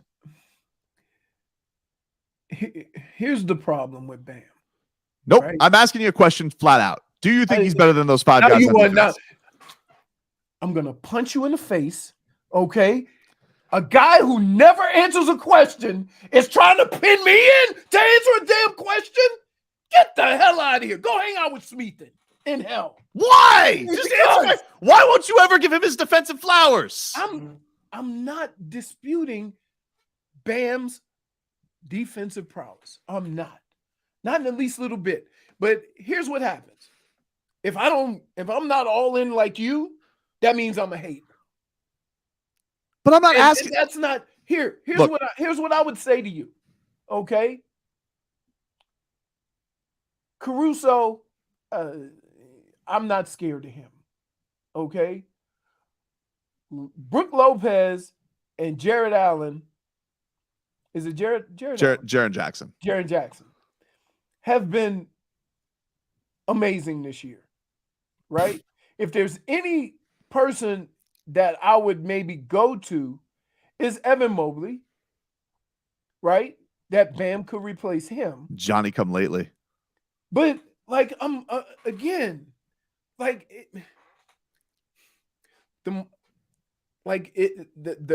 margins are so small here that I mean you're arguing nothing. No, I'm not arguing nothing. I'm standing up for our guy. You can stand who up continues to get slighted year in and year out. Like Leroy. So you in the 5 people they have on first team. Yeah. The one person that you would get rid of is Evan Mobley. I can't disagree. I can't disagree. Alex Caruso. Caruso too. I mean, like I like listen. I have never gone into a game with Alex Caruso and said, "Whew, we got to come up with a game plan. That dude's a defensive stopper." Now I can say that about the other guys, other than Evan Mobley. Yeah, well, Evan Mobley getting absolutely dominated by Mitchell Robinson. When I question, here's the thing that kills me. Hmm? When I questioned Alex Caruso, in the beginning, you actually fought me on that. Caruso is a good defender, but that's what my point. He's not Bam. So, but I think your argument would have more validity if Bam played for another team and you made the same argument. Why? But because he plays for the Heat and you're a Heat. I actually think that your argument has less wherewithal because you think that I'm just being a homer here, and I'm not. Like, we're clearly seeing with our eyes how good the guy is every single postseason on defense. But you keep saying postseason. Mm-hmm. It's a regular season award. Okay, well, what do you think?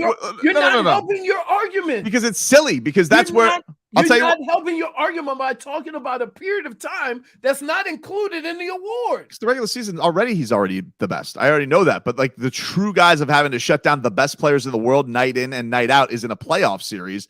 And these jokers are telling me that these 5 guys are better defenders than them when they're all sitting on their ass. He's beaten 2 of them in a series, and one of them is he's dominating the guy that he didn't even stop. I can't say it any other way that before they play one playoff game, these awards are already determined. And you keep bringing up the playoffs. Okay? I'm not going to argue with you. Mm-hmm. That Bam and Jimmy are probably 2 of the best defenders in these playoffs with who they've had to shut down. I'm not arguing that. Okay? But for you to keep mentioning, look at what he's doing in the playoffs when the awards were already given out, you're not helping your argument. No, but it's better. It's extra evidence. It's not. No. Sure it is. Once again, that's insubmittable in court. Right. Court schmort. I'm having post schmort. I'm having post. Oh my goodness. What? I'm doing the documentary on the verdict. And I'm saying this was egregious how this case went. That's you heard that on TV once? Egregious. Take a break. Back after this. Clear.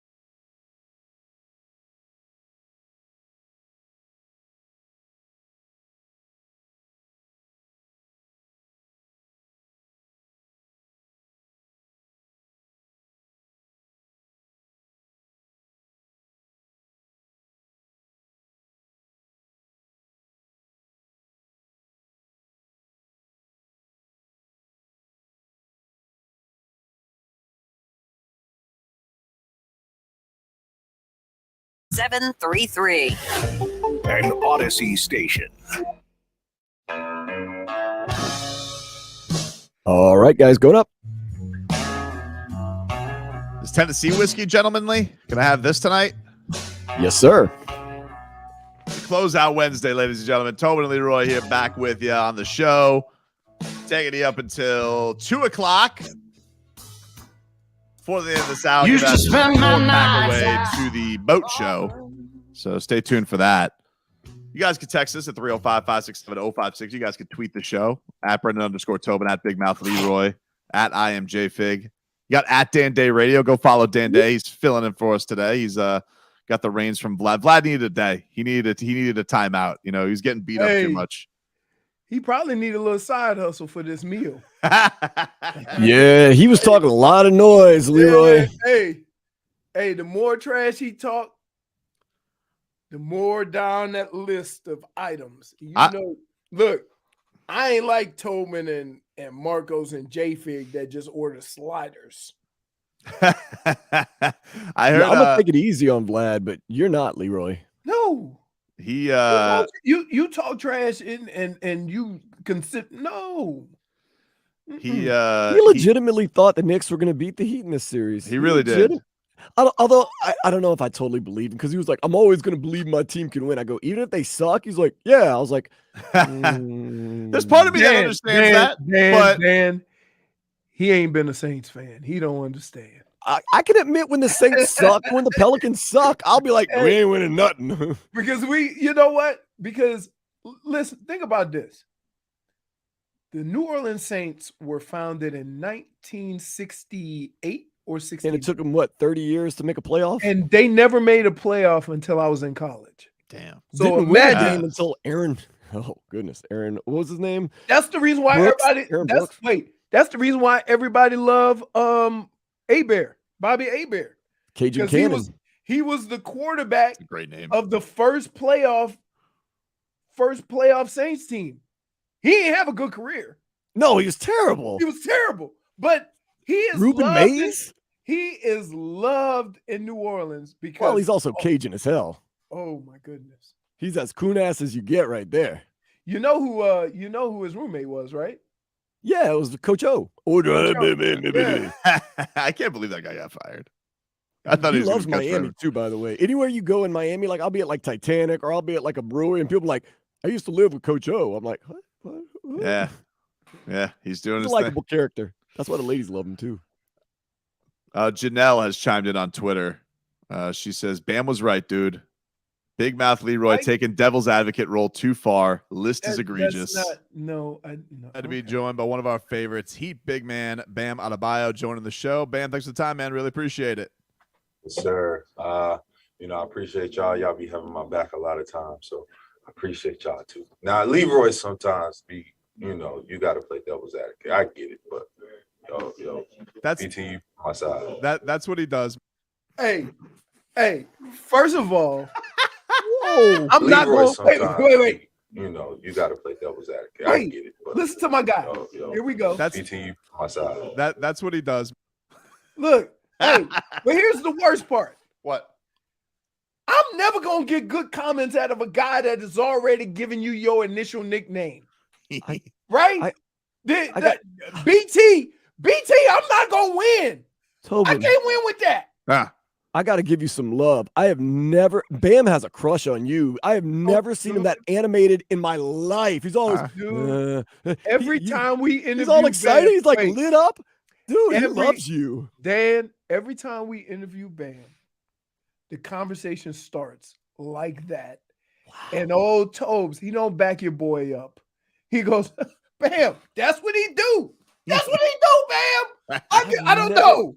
I've never heard Bam that animated. Every once in a while, the Greek guy asks him some questions, and he kind of gets excited, the Greek reporter.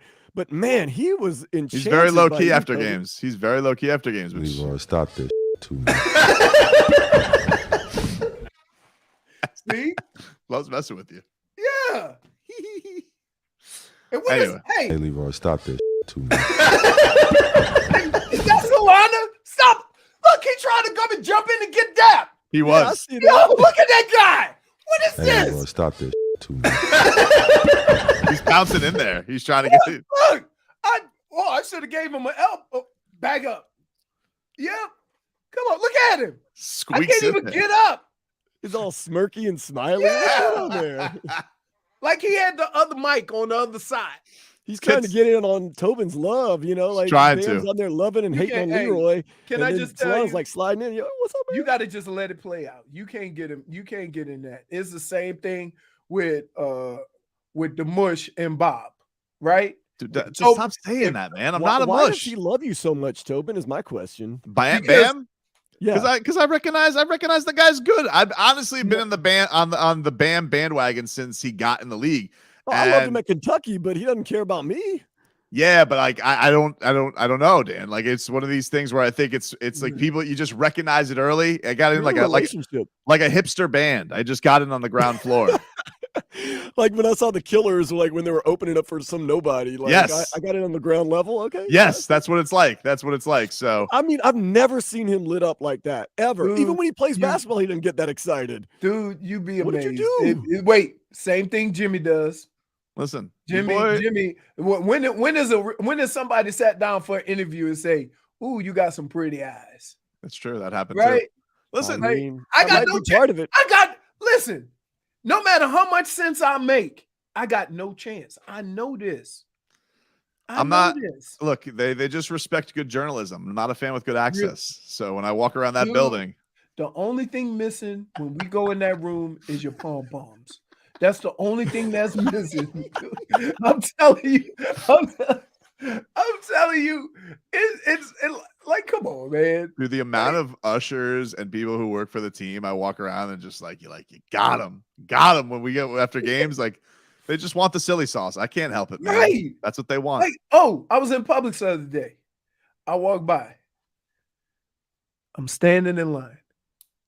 The guy behind me, Leroy. I'm like, I'm buying groceries. He's trying to live his life. Yes. People are coming up to me in public too and just giving me the dude. Let me tell you how long that one's going to be tonight on a Closeout Wednesday. Oh, listen. You might want to shut off your phone. Dan, it's unbelievable how I have kind of become this. Like everybody has to tell me. Like, what did I do? Get to some headlines brought to you by the new Palmetto Ford Truck Super Center. Why buy a truck at a car store? Palmetto Ford. We know trucks. He getting all choked up over it. I know, man. I know. JJ Redick interviewed with the Raptors for their head coaching job. What? Yeah, that's what Woj reported. Good luck. I hope they do pay him, make him the coach, because he'll be a terrible coach, and that'll help the Heat. Yeah, Do you that's- think so? I mean, Yeah, he's garbage, man. He's a garbage person to begin with. Really? You Wow. don't like? Yeah, You don't remember? Come back to Like, he Duke. Come reported back to on the Duke. Heat. He reported on the Pelicans of how they were cheating and stuff. I He's the actually do reason why- remember that. I do remember Yeah. that. He Yeah, snitched he was on a rat. the. He's a rat. He's a straight up rat. He snitched on Hey, David Griffin. wow. Hey, wow. I never thought there was this type of anger I like it. directed towards. I like that Dan Day's already rooting for JJ Redick's downfall. I mean, I was hoping the Bucks would keep Budenholzer because he's a terrible coach. It helps the Heat out. I'm hoping JJ Redick gets the Toronto job. He's going to be a terrible coach. Helps the Heat out. Helps the Pelicans out. Helps everybody out. Just hire bad coaches. Keep them going. I gotta say, the idea that anybody would hire JJ Redick over Chris Quinn is a little ridiculous because he has a good podcast. Hold on. That I agree with you 100%. Like that's a little stupid. Chris Quinn, it's time for him to get his comeuppance. Absolutely. Everybody says it, even in that locker room when Spo was out last year. Chris Quinn took over. It was like, this dude's bona fide, going to be a head coach. That dude is out there. You know how early Kyle Lowry warms up? Ridiculously 4 hours before a game shooting basketballs. Who's out there with him? Chris Quinn. And this JJ Redick That's how Spo was with D Wade. I know, but it's like this JJ Redick, he says a couple cute things on a podcast. He undresses Stephen A. Smith, and the Raptors are like, that'll solve it. He also called Bob Cousy a bum, too. All-time do great that. basketball player. He did do that. He said he played against plumbers and firemen. Hey. Funny line. Hey, Stipe is a fireman. You wouldn't mess with him. Oh, I would not mess with Stipe. I would not mess with Stipe. Hey, don't. Hey. Yeesh.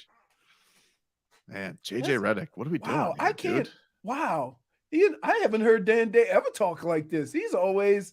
I forgot. kumbaya No, but he makes a with good point. I forgot about the whole snitching on the Pelicans. I don't like rats and I don't like Atlanta. You know that, Leroy. So I know Atlanta. We were born with that. You know how Sophie goes, Dad, who do we hate? Yep.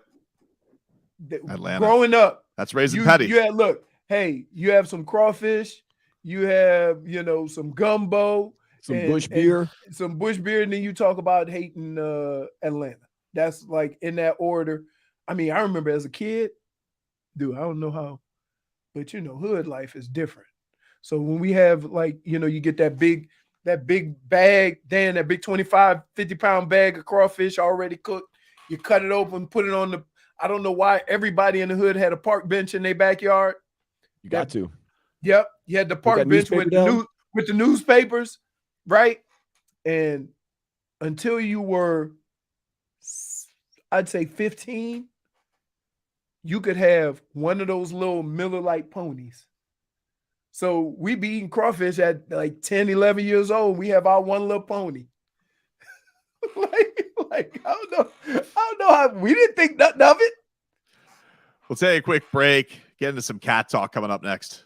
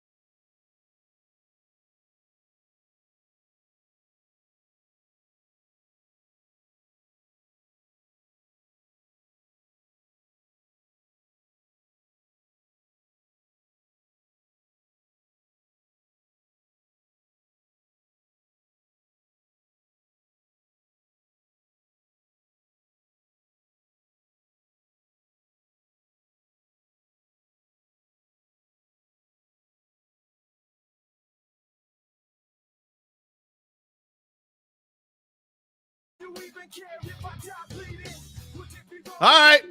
Welcome back, everybody. Tobin and Leroy here with you on 560. A little rats off a ship coming up later on this hour. Yep. Let's get some cat talk here, right? Hockey fans, you know what we love. We love when we need a little pick-me-up, need a little something refreshing. You crack open a nice can of Celsius.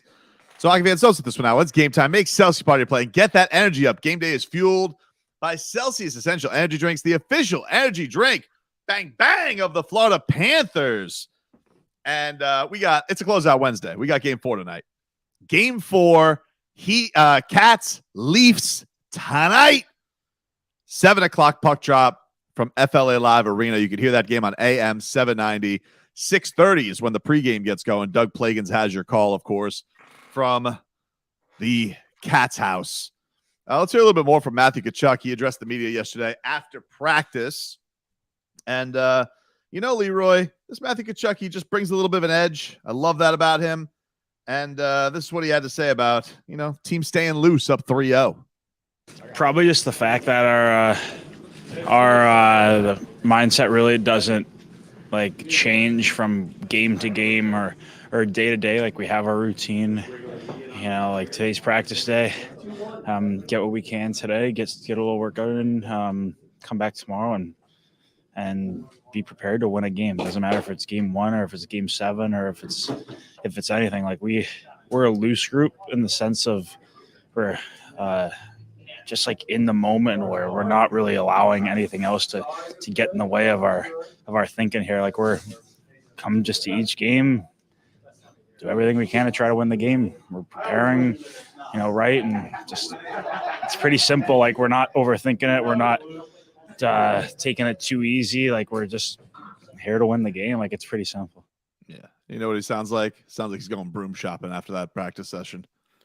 He's going to Home Depot, get himself one of them nice. So you think he goes push broom? You think he goes, you think he's going to go with one of the classic with the straw? What do you think he goes You with go a little dustpan. Little dustpan, yeah. Lightweight. Yeah. Out of here, Canada. Hit the bricks. Hello, Jennifer. Hello, Tobin. I can Leroy. see that you got you're dressed. You know what you're dressed for? For a closeout Wednesday. You're dressed for a closeout Wednesday. I am. You're just for a closeout Wednesday. That's what's going on there. I got all the gear. I'm ready. So we got that. She's got the Vice shirt on. She's got the Cats hat on. She's got it all going on. Bam. Because I believe in Bam. Right? Yep. Always Bam. He's a player of the year. Always Bam. Yep. Exactly, dude. Exactly. Here's a little bit more of Tkachuk cheese on the Cats and why they're up 3-0. That's his nickname, Dan Day. I didn't make that up. That's what his Twitter handle is, dude. Oh, really? Yeah, it's not my thing. Everybody I did. We thought it was a lie. Dan, I did the same thing. It's not mine. Really? It's his. It's Tkachuk cheese? Yeah. I give him credit. I love that. Here's more of Tkachuk. No, I mean they're so dangerous and they get offense from a lot of different people. Their defense are in the rush. They've got great goaltending, whoever's been in, and they play a very fast game. So, I mean, there's a lot of things that happen in each game, but for us, we don't even look at it like it's 3-0. Like we're just coming in here and trying to win that game day. So, I mean, that's just really, that's kind of a tough question, but we're not really focused on that. I mean, I just think that they've played some really good hockey in this series, and so have we. So I think last game was probably our best game, and I think the first two they played really, really, really well. So it's been a really tight series. You know what that is, Leroy? What's that? JND. Job's not done. Job's not done, dude. Job not done. Do you have to abbreviate everything? Even with the job not done, I'm still a little scared of the Carolina Hurricanes. Task at hand, though, dude. We gotta just focus one thing. We worry about I don't want to get too ahead of We'll myself. worry about that. We gotta worry about task at hand, and then we'll worry about man. dealing with the Hurricanes. Come on, this series is over. And I know, look, don't tempt the hockey gods, but come on. I don't want to mess with the hockey gods. Because the hockey gods shined on us, and now we're sitting here. The hockey gods that had that one shot just go off the top of Bob's stick that kept it scoreless. Hockey gods shining on us. Now we need to respect what the hockey gods bring.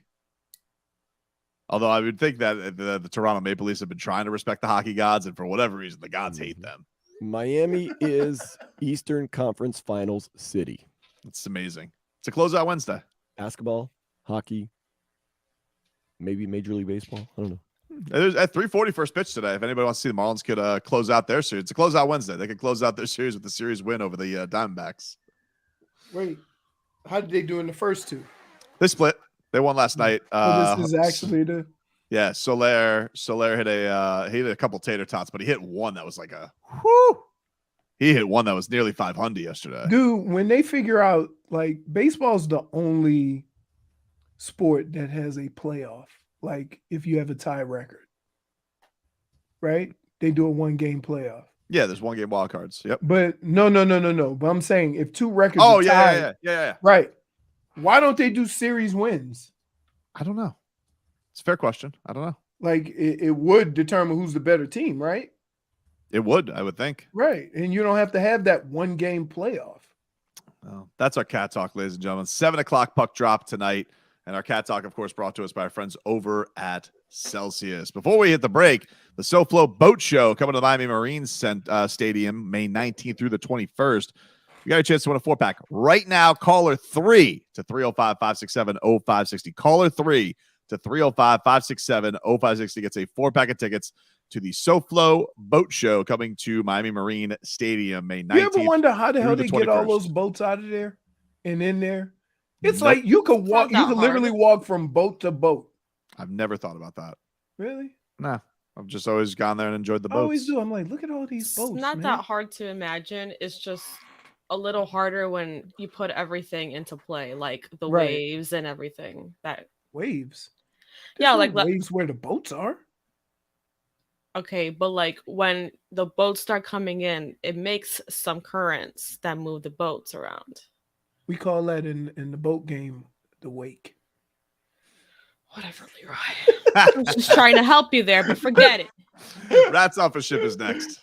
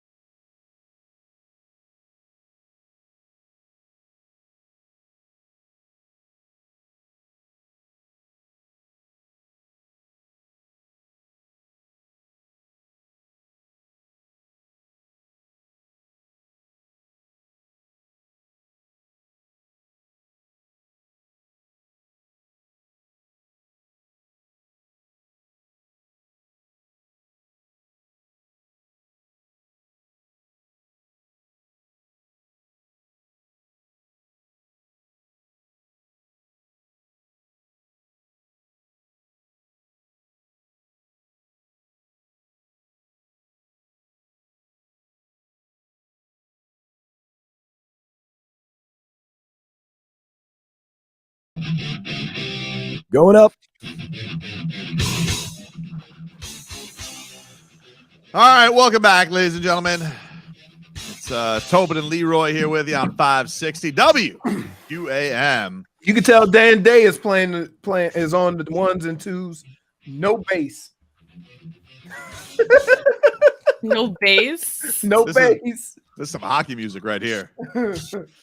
Get you ready for some Panthers. You know what? That it got me pumped up for Rats Off a Ship. It did. Yeah. It is time for Closeout Wednesday. Come on. It's Closeout Wednesday.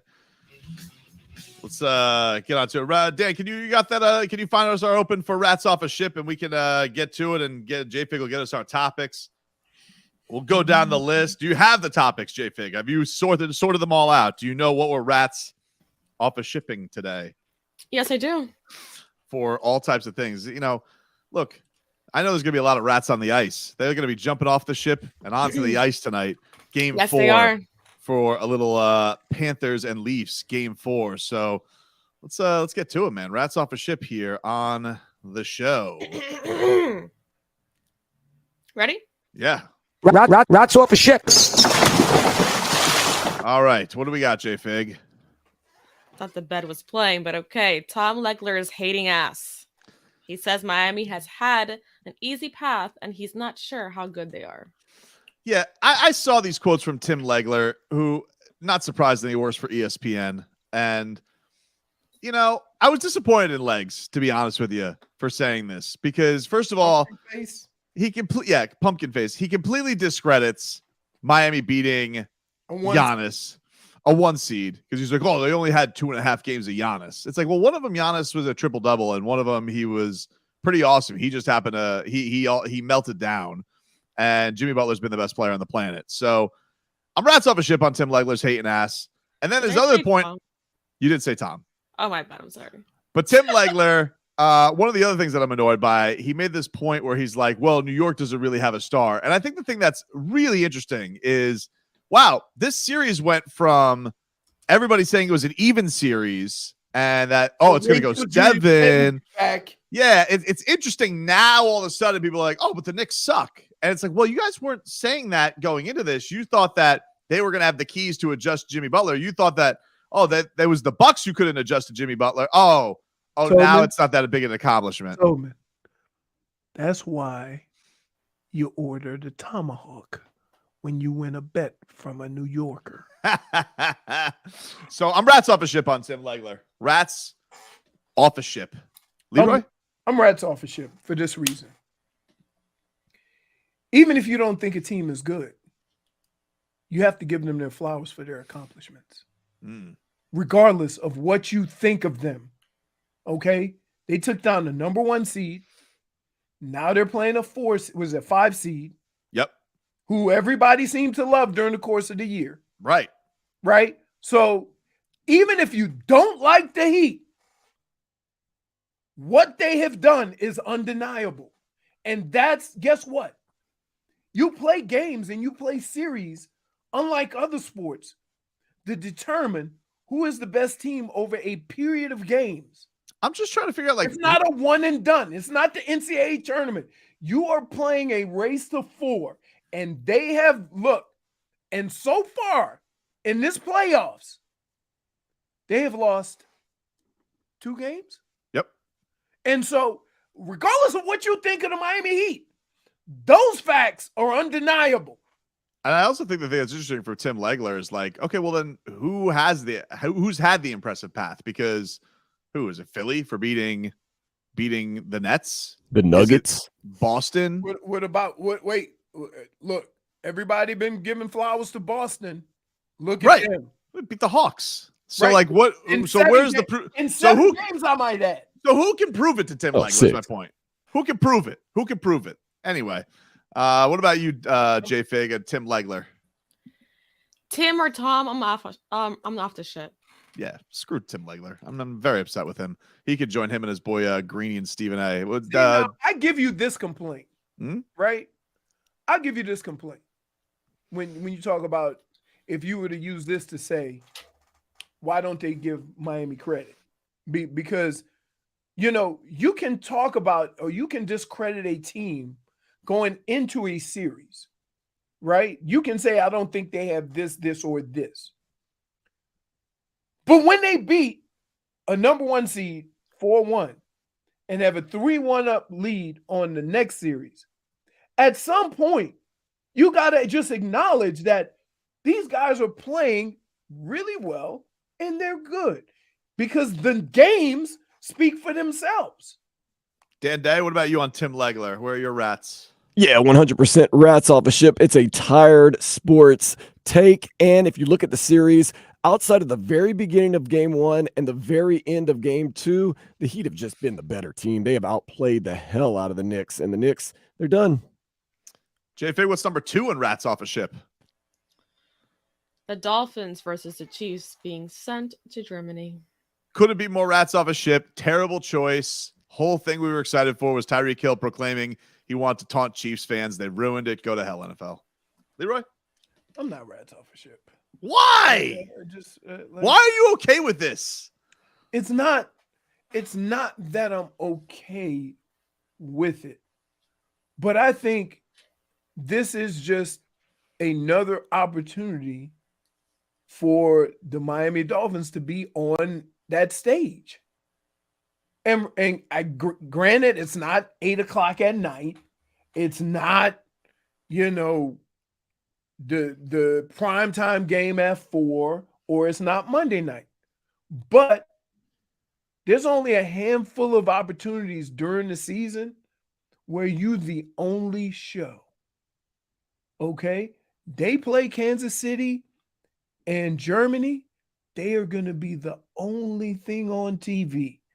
So while you're saying your team is getting slighted, there'll be more eyes watching this game than we'll be watching any other game during that weekend. And so for that, I can't be rats off the ship. J-Fig? I've been looking at the comments and I've seen no replies from any of the players. So as of now, I'm rats off the ship. Until they're excited, I'm excited. All right. What about you, Dan Day? I'm not rats off a ship for 2 reasons. Number one, in the weird NFL way they're trying to showcase this game, although I'd prefer it on a Sunday night. And in another way, any chance that I can justify drinking a beer at like 8 or 9 o'clock in the Sunday morning or any time in the morning, I'll take that. So, go ahead.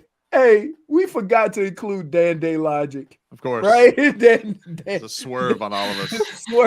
Dan Day Logic says, oh, you can drink during football games? There's a football game at 9. I'm in.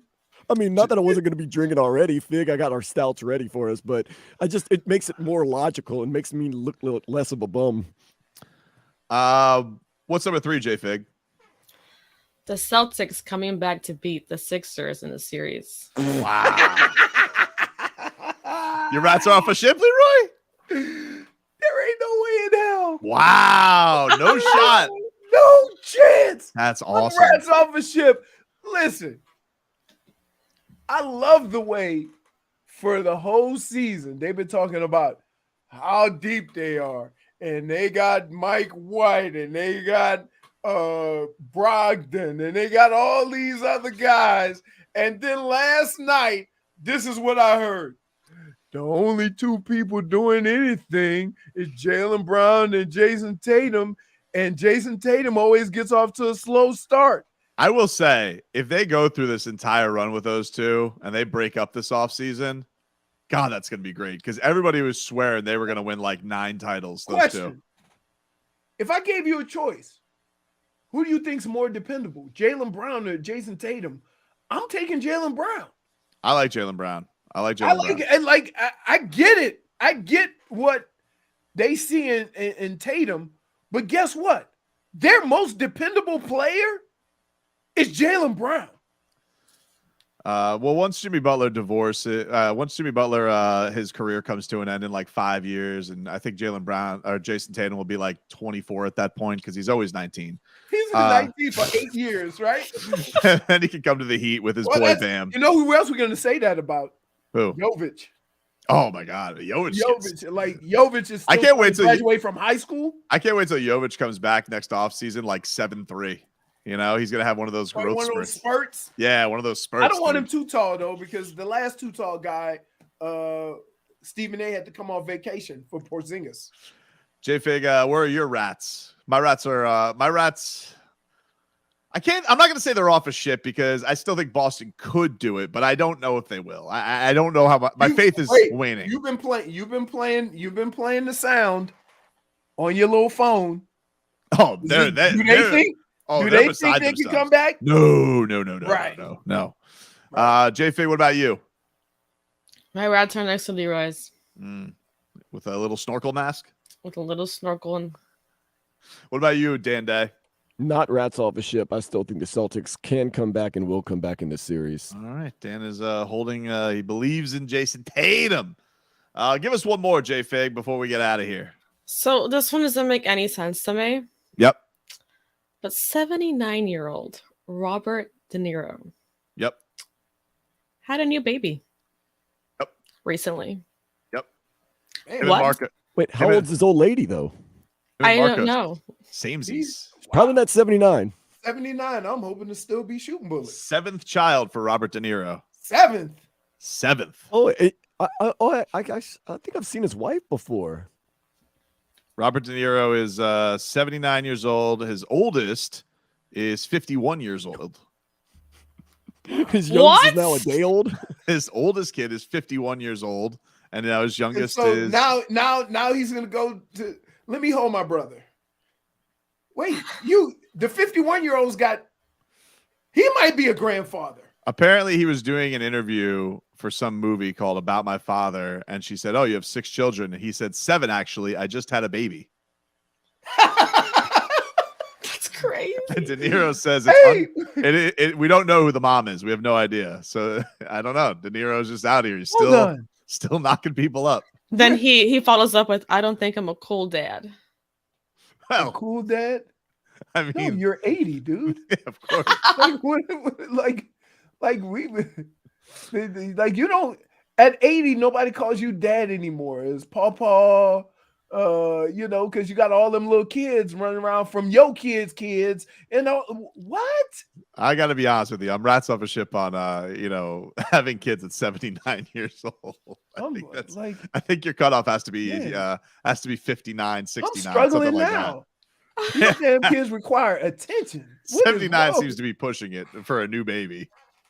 I mean, he's got some kind of nanny or something. Oh, for sure. She's probably changing both their diapers. That's awful. You're the worst. It's like me and my baby got to go get our diaper changed. The baby's crying and he goes, "I made boo boo too."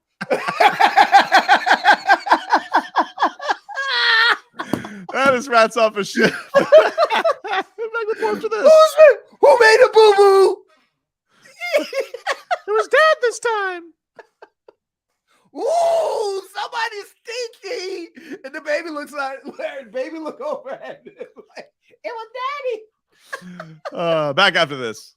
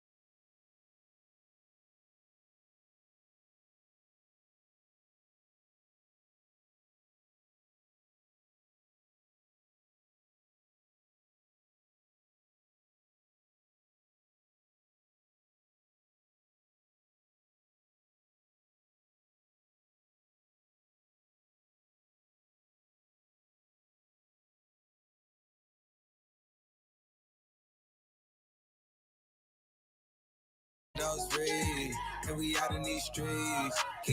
right, welcome back.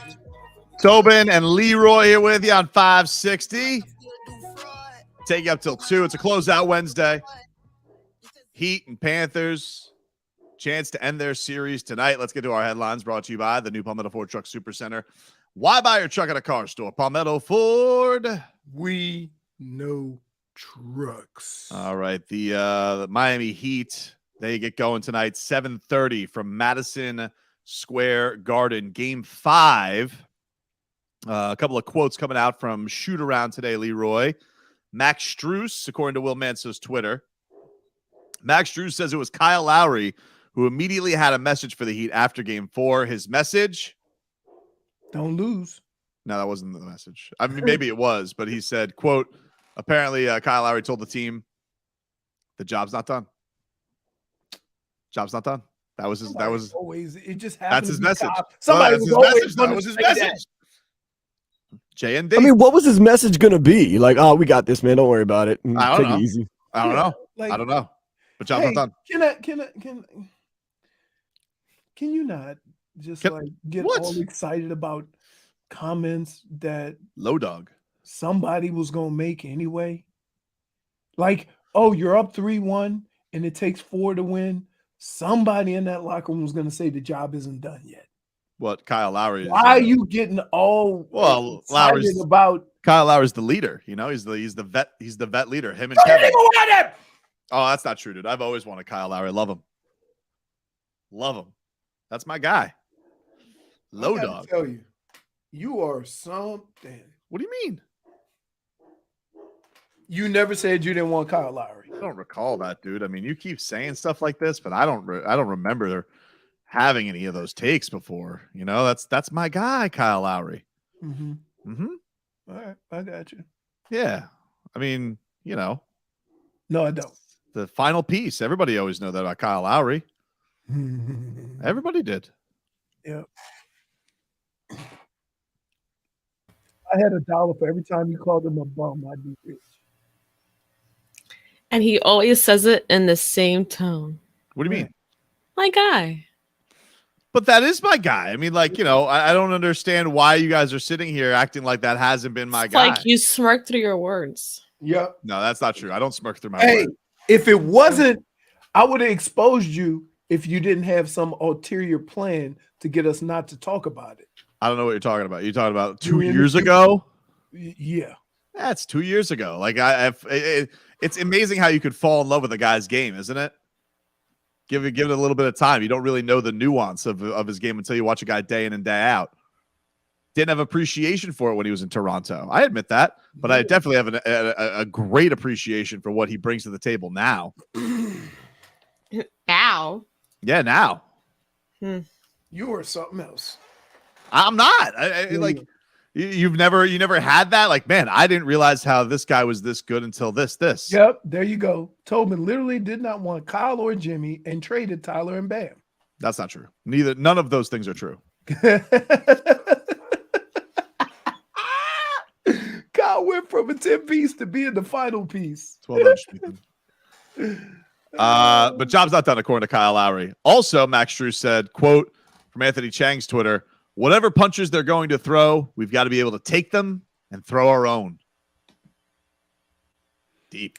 Like a boxing match. I would say this. In games like it is, dude. That's deep. You want me to tell you what Spo's going to tell these guys? Sure. Here's exactly what I'm going to tell them. The first 5 minutes of the game are going to be some of the most intense basketball you've played all year because they're desperate. If you do not match it, you're going to get run over. So let's just keep matching their intensity and put them out of their misery. That's it. Because once you go all out and the results are nothing, it is a backbreaker. It's a backbreaker knowing when you brought everything you had and the score's tied. Yep. And we saw them do that to the Bucks, where like they're like, damn, these guys just won't go away. Eric Spoelstra did say his quote going into this: we understand what kind of push they're going to get in this building. Oh, it's going to be intense. I agree. I think it will be intense. I think it'll be intense, but I also feel like it's also going to be a very uneasy fan base because if things don't go their way, they're ready. Listen, they're ready to go. They're ready to pile on. They're ready to go either way because it's going to be a very sensitive crowd. They're already coming into a situation knowing that it's damn near impossible to come back from it. Right. Never done it in franchise history. And so from that standpoint, like anything negative happens or the Heat go on a big run, they'll leave. Seriously. Don't you think the fans are kind of coming in mad tonight? They're already kind of mad at the Knicks. No, they're mad. Yeah. They're mad at Julius Randle. Yeah, but I feel like it could spread, like we saw with Boston last night. Like I think Boston and their fans thought that it was going to be their birthright to get back to the conference finals. Now they've had 2 games. They've had 2 games where they've gotten smoked by a notorious playoff choker in James Harden. And now they're down in a series to a team they thought, they've owned the Sixers. Like that's been a thing. You think that lasts forever though? That's what I'm saying. Like no, it's not. But I think that plays into why they got so angry at their team last night and why they're booing them off the floor and why Sully and Murph are calling up, wanting everybody traded. And I think, I do think New York's in a very similar spot. It's what the hardest line in the world for a fan to use. The other team was better, and you will fight and till the death to never have to admit that point. You'll blame the officials, you'll blame a player, you'll blame the decisions that a coach made, you'll blame everything under the sun other than the other team was better. When you watch these 2 teams, right? I get it. James Harden is a flip of a coin. He can score 40 or 4, right? But Joel Embiid, that deterrent in the paint hasn't gone away. Maxey, he pushes it more than anybody. He does push it. And don't. What? I wasn't going to do anything. Okay. He's the salt of their pepper.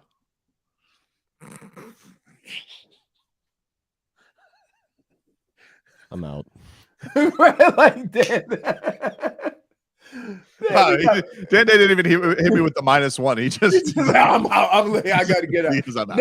He's never going to cover anymore. Listen, defeated. I tried. See, a lot of people don't know, but I can tell by his little subtle little, drops where it's going. So I tried to cut it off, but yeah, but I think you knew I was going to go with the obvious lyric line. I think I changed you up through a little slider.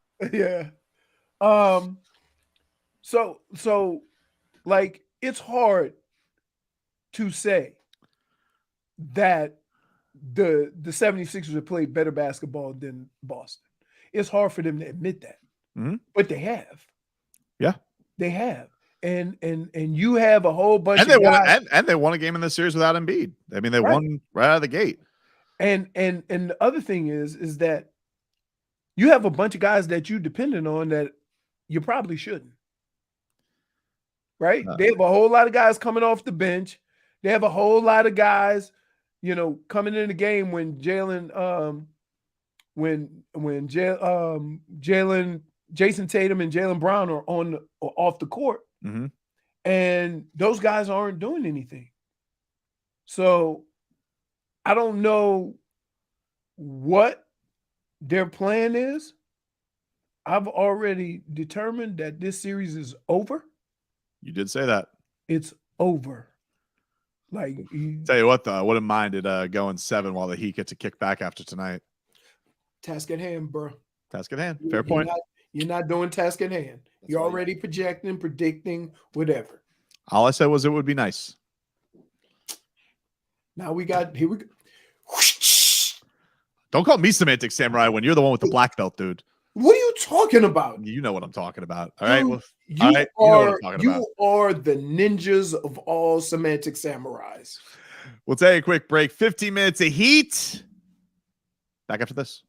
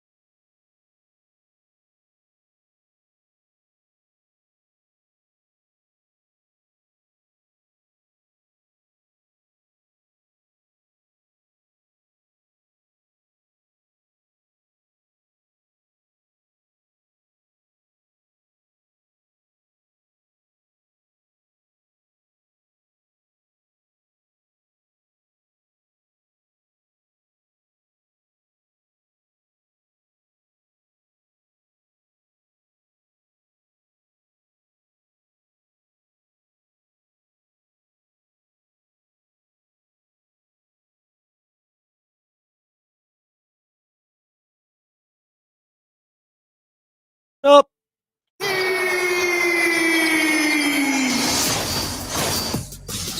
All right. 15 minutes of heat here for you on 560 WQAM. It's a Closeout Wednesday, ladies and gentlemen. 7:30, your tip-off tonight from that tourist trap dump up in New York. Game 5, Heat, Knicks. 6:15, Solana gets you going with the pregame show. So be tuned in for that. If you're looking for Cats tonight, that'll be on AM 790. 7 o'clock puck drop. 6:30, your pregame show. Kevin Rogers, Doug Plagans on your call tonight. Billy Lindsay, the Bronze Bomber. Did I call him the Bronze Bomber? Did I make him Deontay Wilder? Either way. Bronze Bomber and the Blonde Bomber. Very different. God. One of them a former Panther. One of them former heavyweight champion of the world. Leroy, we were talking about this earlier. Bam's disrespect of being on second team. Mm-hmm. Have some quotes from him today at a shoot around on this. Would you like to hear what he had to say? Sure. Here's what Bam had to say. Who, if you guys don't know, JFig, if you can put up the graphic for our video team here, for our video audience. Bam Adebayo. Video team. We got a team? Yeah, we got a team. JFig.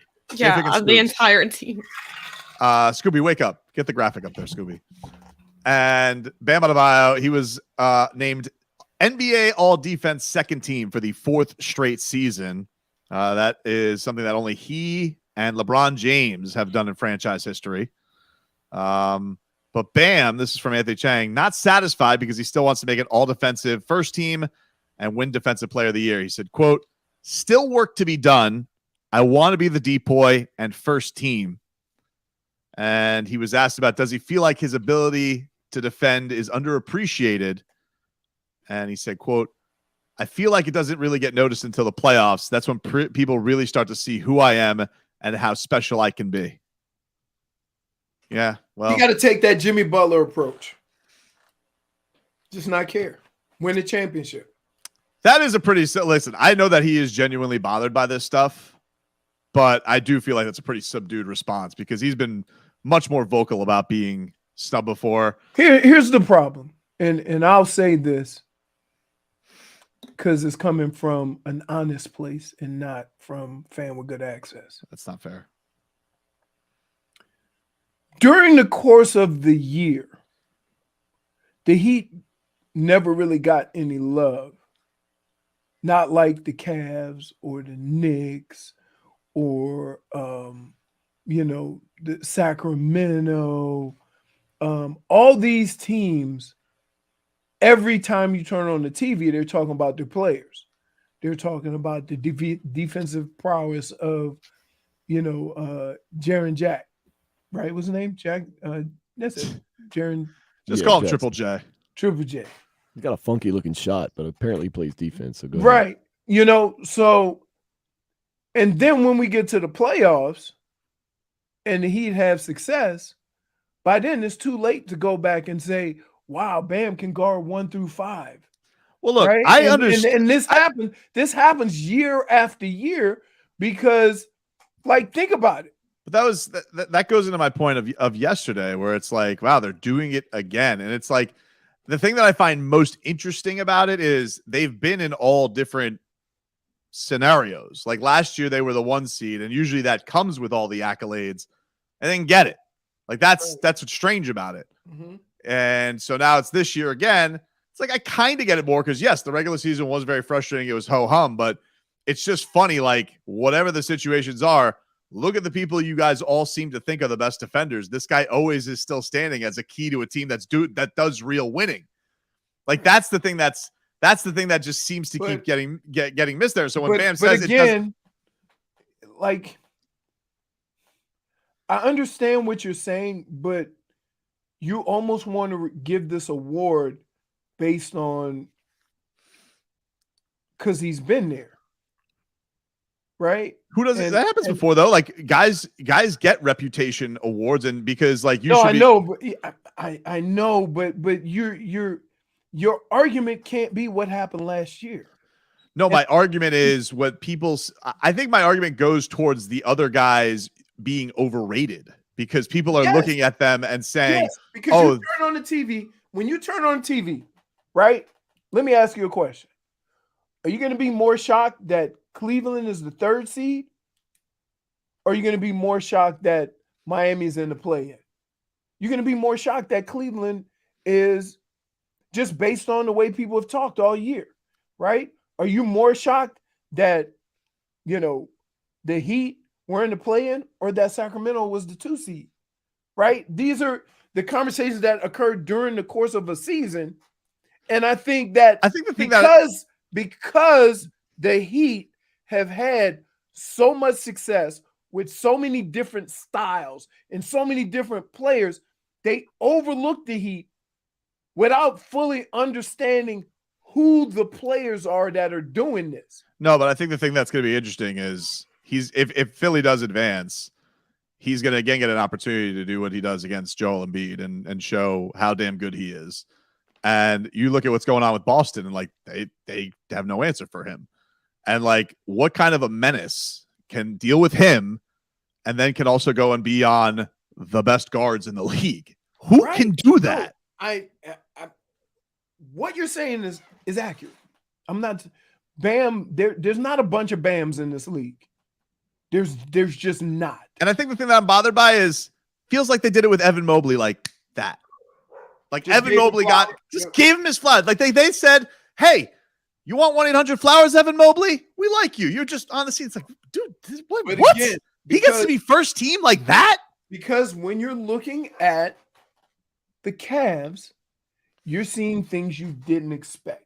When you see something you don't expect, it tends to get more praise than somebody that's doing something you expect out of them. And so that's why you see a lot of these guys like, ooh, Caruso playing that defense. You're bothered by Caruso. And I'm like, come on, dude. Really? I mean, you turn on the TV and you see Caruso. You thinking, oh, that's a defensive stopper? You put Caruso in the same boat as Drew Holiday? Yeah, put it this way. If you're putting together a quote-unquote defensive team, do you want Bam Adebayo or do you want Caruso? Oh, I want Bam. Bam Adebayo. I want Bam over all those guys. Now, do they do that by front court and back court also? Yeah, I think it is. So I really, think it's the only person that he could replace is Evan Mobley, right? Correct? a giant ostrich, that fraud system defender. He led the league in A little blocks. better than Brook Oh, Lopez. good for him. Oh, I do this. I'm tall, I'm a tree. But that means something. Does it? Yeah. Didn't seem to mean anything against Jimmy Butler. No, I'm Who's not. a better defender, Brook Lopez or Bam Adebayo? Straight up. Straight up.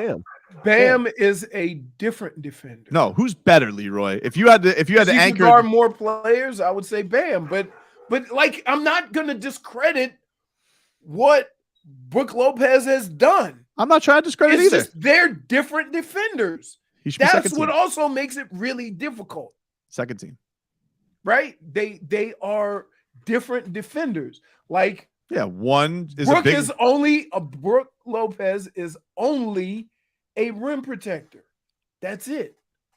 Bam guard. Half of the guys that are on this list, Bam is guarded the same guys they're guarding. So when you talk about Drew Holiday, when you talk about Caruso, Bam has had moments where he's had to guard those same guys. Yep. That's what separates him from that. But I don't know how do you quantitatively give that merit, right? Like, just because we can go to Brook Lopez and say, oh, he led the league in blocks. You can go to so-and-so and say this, okay? But for Bam, it's a little bit different because he's guarding everybody's guys. Let's hear from Jimmy Butler. His thoughts going into tonight's game. This is what Jimmy had to say as the Heat are a game away from advancing. Always got a shot to win whenever we're guarding and we're just playing hard and playing together. You know, we always got a shot to win whenever we're guarding and we're just playing hard and playing together. You know, this game is a game of runs for both sides. But all in all, if we talk through everything, you know, and we're having fun more than anything, I think it's going to end well for us. But we just got to continue to play hard. We damn sure got to play hard coming soon when we go up to New York. But we got a job to do, and I think we're very capable. Job's not done. J-Fit, can you put up that cold picture that Jimmy Butler put on his Instagram this morning of him just unlocking like, that is such a badass picture. I mean, that's so cool. This guy, what a team he's got together. Looking over Gotham City, ready to slay. Woo, poor Spike Lee. You think he's showing up tonight? You think he's got the guts? He goes down with the ship, right? He's showing up tonight. I hope that Ben Stiller shows up tonight. You've certainly been busy with your Twitter fingers, Ben. Really? Wait a minute.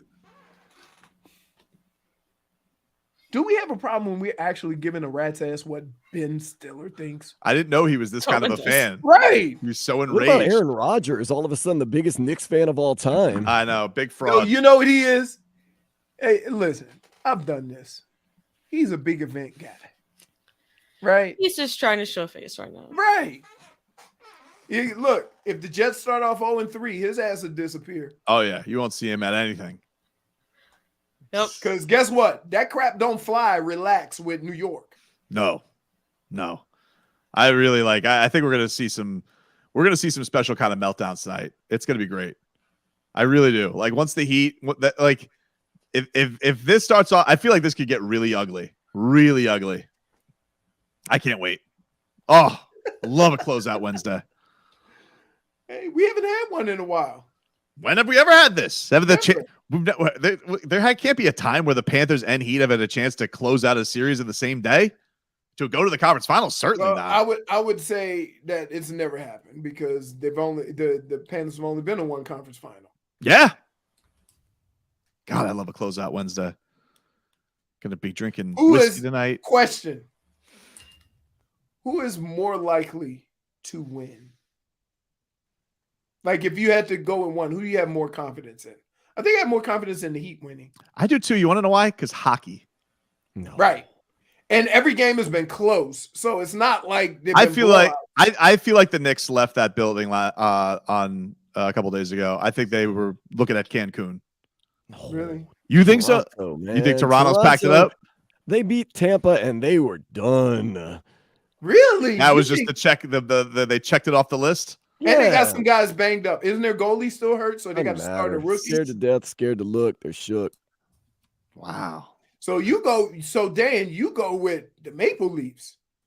Maple Leafs are done. Oh wow. Shook So he thinks for sure the Panthers sweep. And on the road, so they don't even have that matter. little Canadian boost. Doesn't matter. No Molson Ice is going to save this team. I think Labatt's bleu. I kind of feel like 2 blowouts tonight. I feel like it's going to be an easy party all night. I don't think we're going to be sweating. No, I think it's going to be blowout city. Huh. Were you sweating last time, Leroy? No. Exactly. No, we were definitely sweating that Bruins series. Oof. Oh my goodness. Yeah, because it was 3-1. That was scary. Everything mattered. Every goal, every shot. It mattered. That Bruins series. Plus, keep in mind, we're not talking about just a number 1 seed. We're talking about the greatest number 1 seed ever. Take a break. Wrap things up on a closeout Wednesday after this. Clear.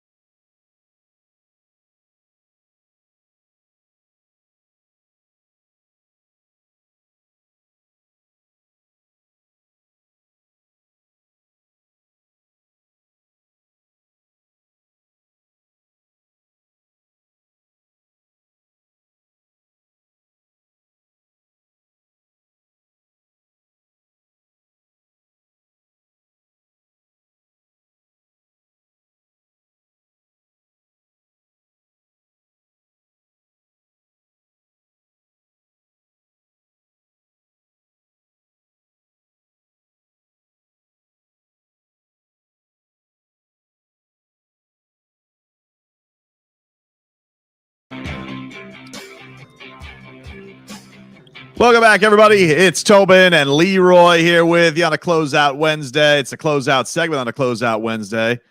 Miami Heat, Florida Panthers, both had the opportunity to close out their series tonight. You could hear both those games on the Odyssey app. You can listen to Heat and Knicks on the WQAM channel on the Odyssey app. If you want to listen to the Panthers game, WQAM-2 on the Odyssey app.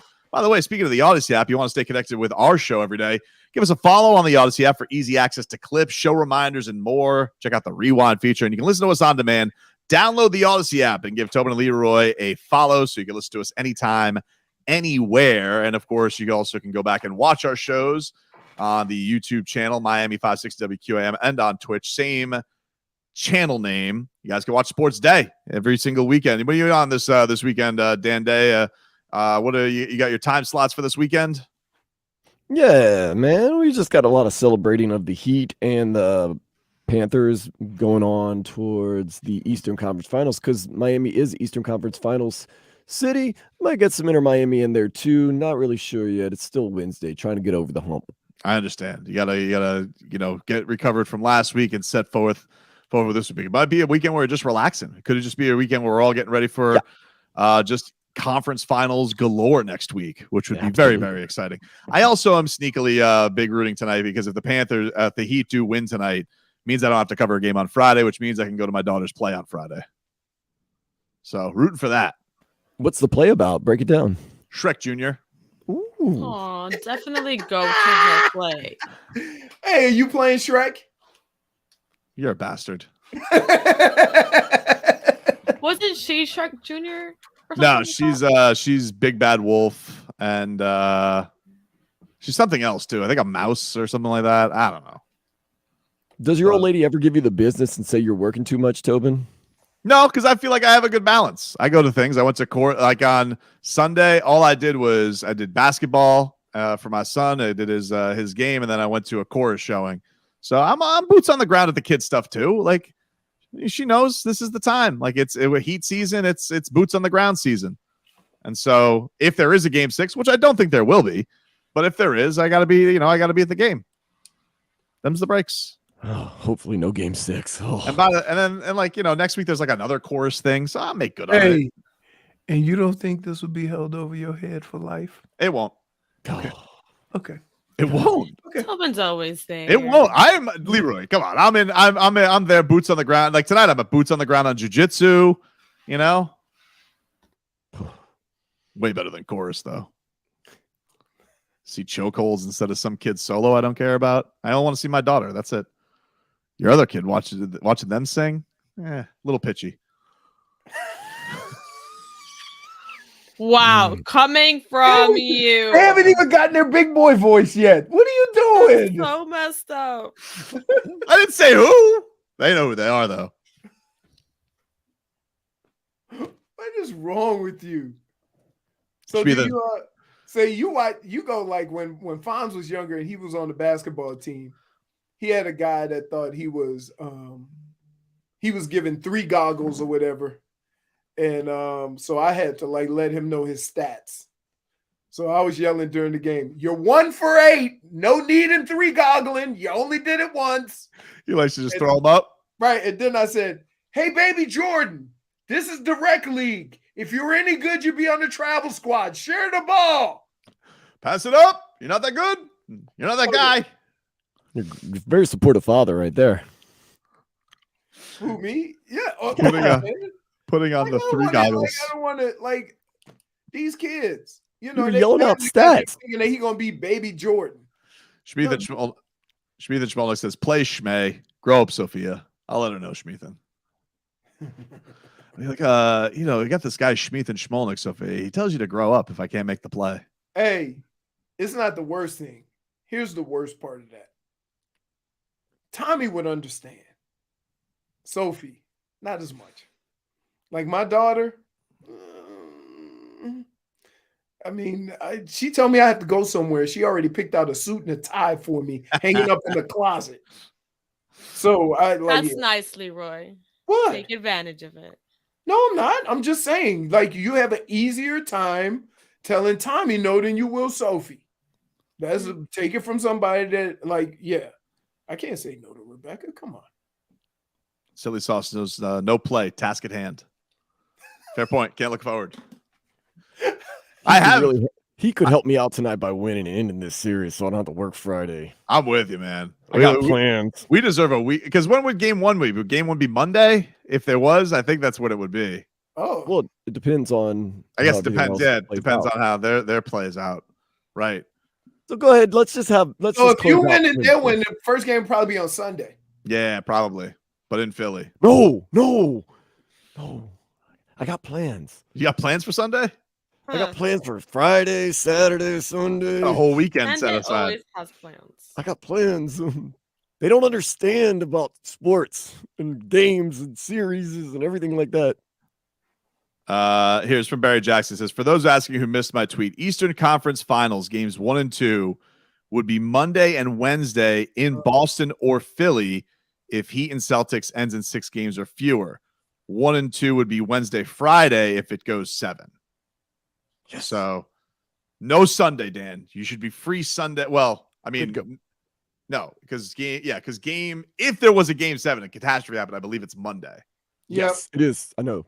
So you should be good. Yeah, you should be good. I'll be by the Miami River. I'll be out there. You should be good. But it's not going to be – listen, we're going to have so much time celebrating from tonight's win. You got nothing to worry about, dude, because it's Closeout Wednesday. When I dubbed it Closeout Wednesday, I did that knowing we're closing stuff out today, okay? Closeout sale. All right.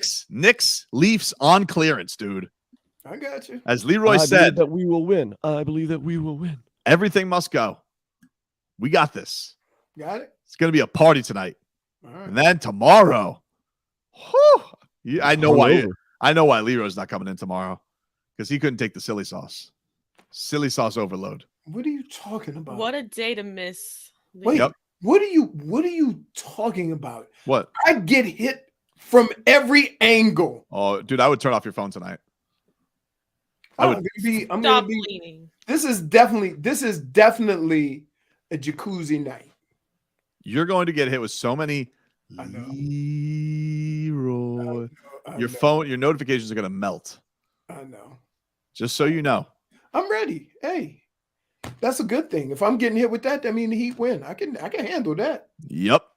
Want a double win tonight, though. Oh, that would be absolutely fantastic. First of all, I think as a fringe hockey fan, right? Like, I've gone to hockey games and I like hockey. I like hockey live. But South Florida, if you have any questions about your team, having them in the conference finals will definitely up that. Ooh. Just had a delivery come through. Very exciting. Oh, it just dropped it off? Top hat? Well, I'm not going to say. We'll see. Task at hand. Oh, man. Come on. We got it all happening for us. But first things first. My stuff that's being delivered has to be refrigerated immediately. First thing we're closing out today, Diamondbacks, obviously. It's the most important. So wait. 305 parlay? Could be.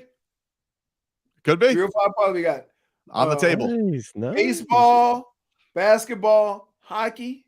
Yep. All right, I kick the tires on that. Could be a busy one today, dude. Could be lots of winning today. Lots of winning.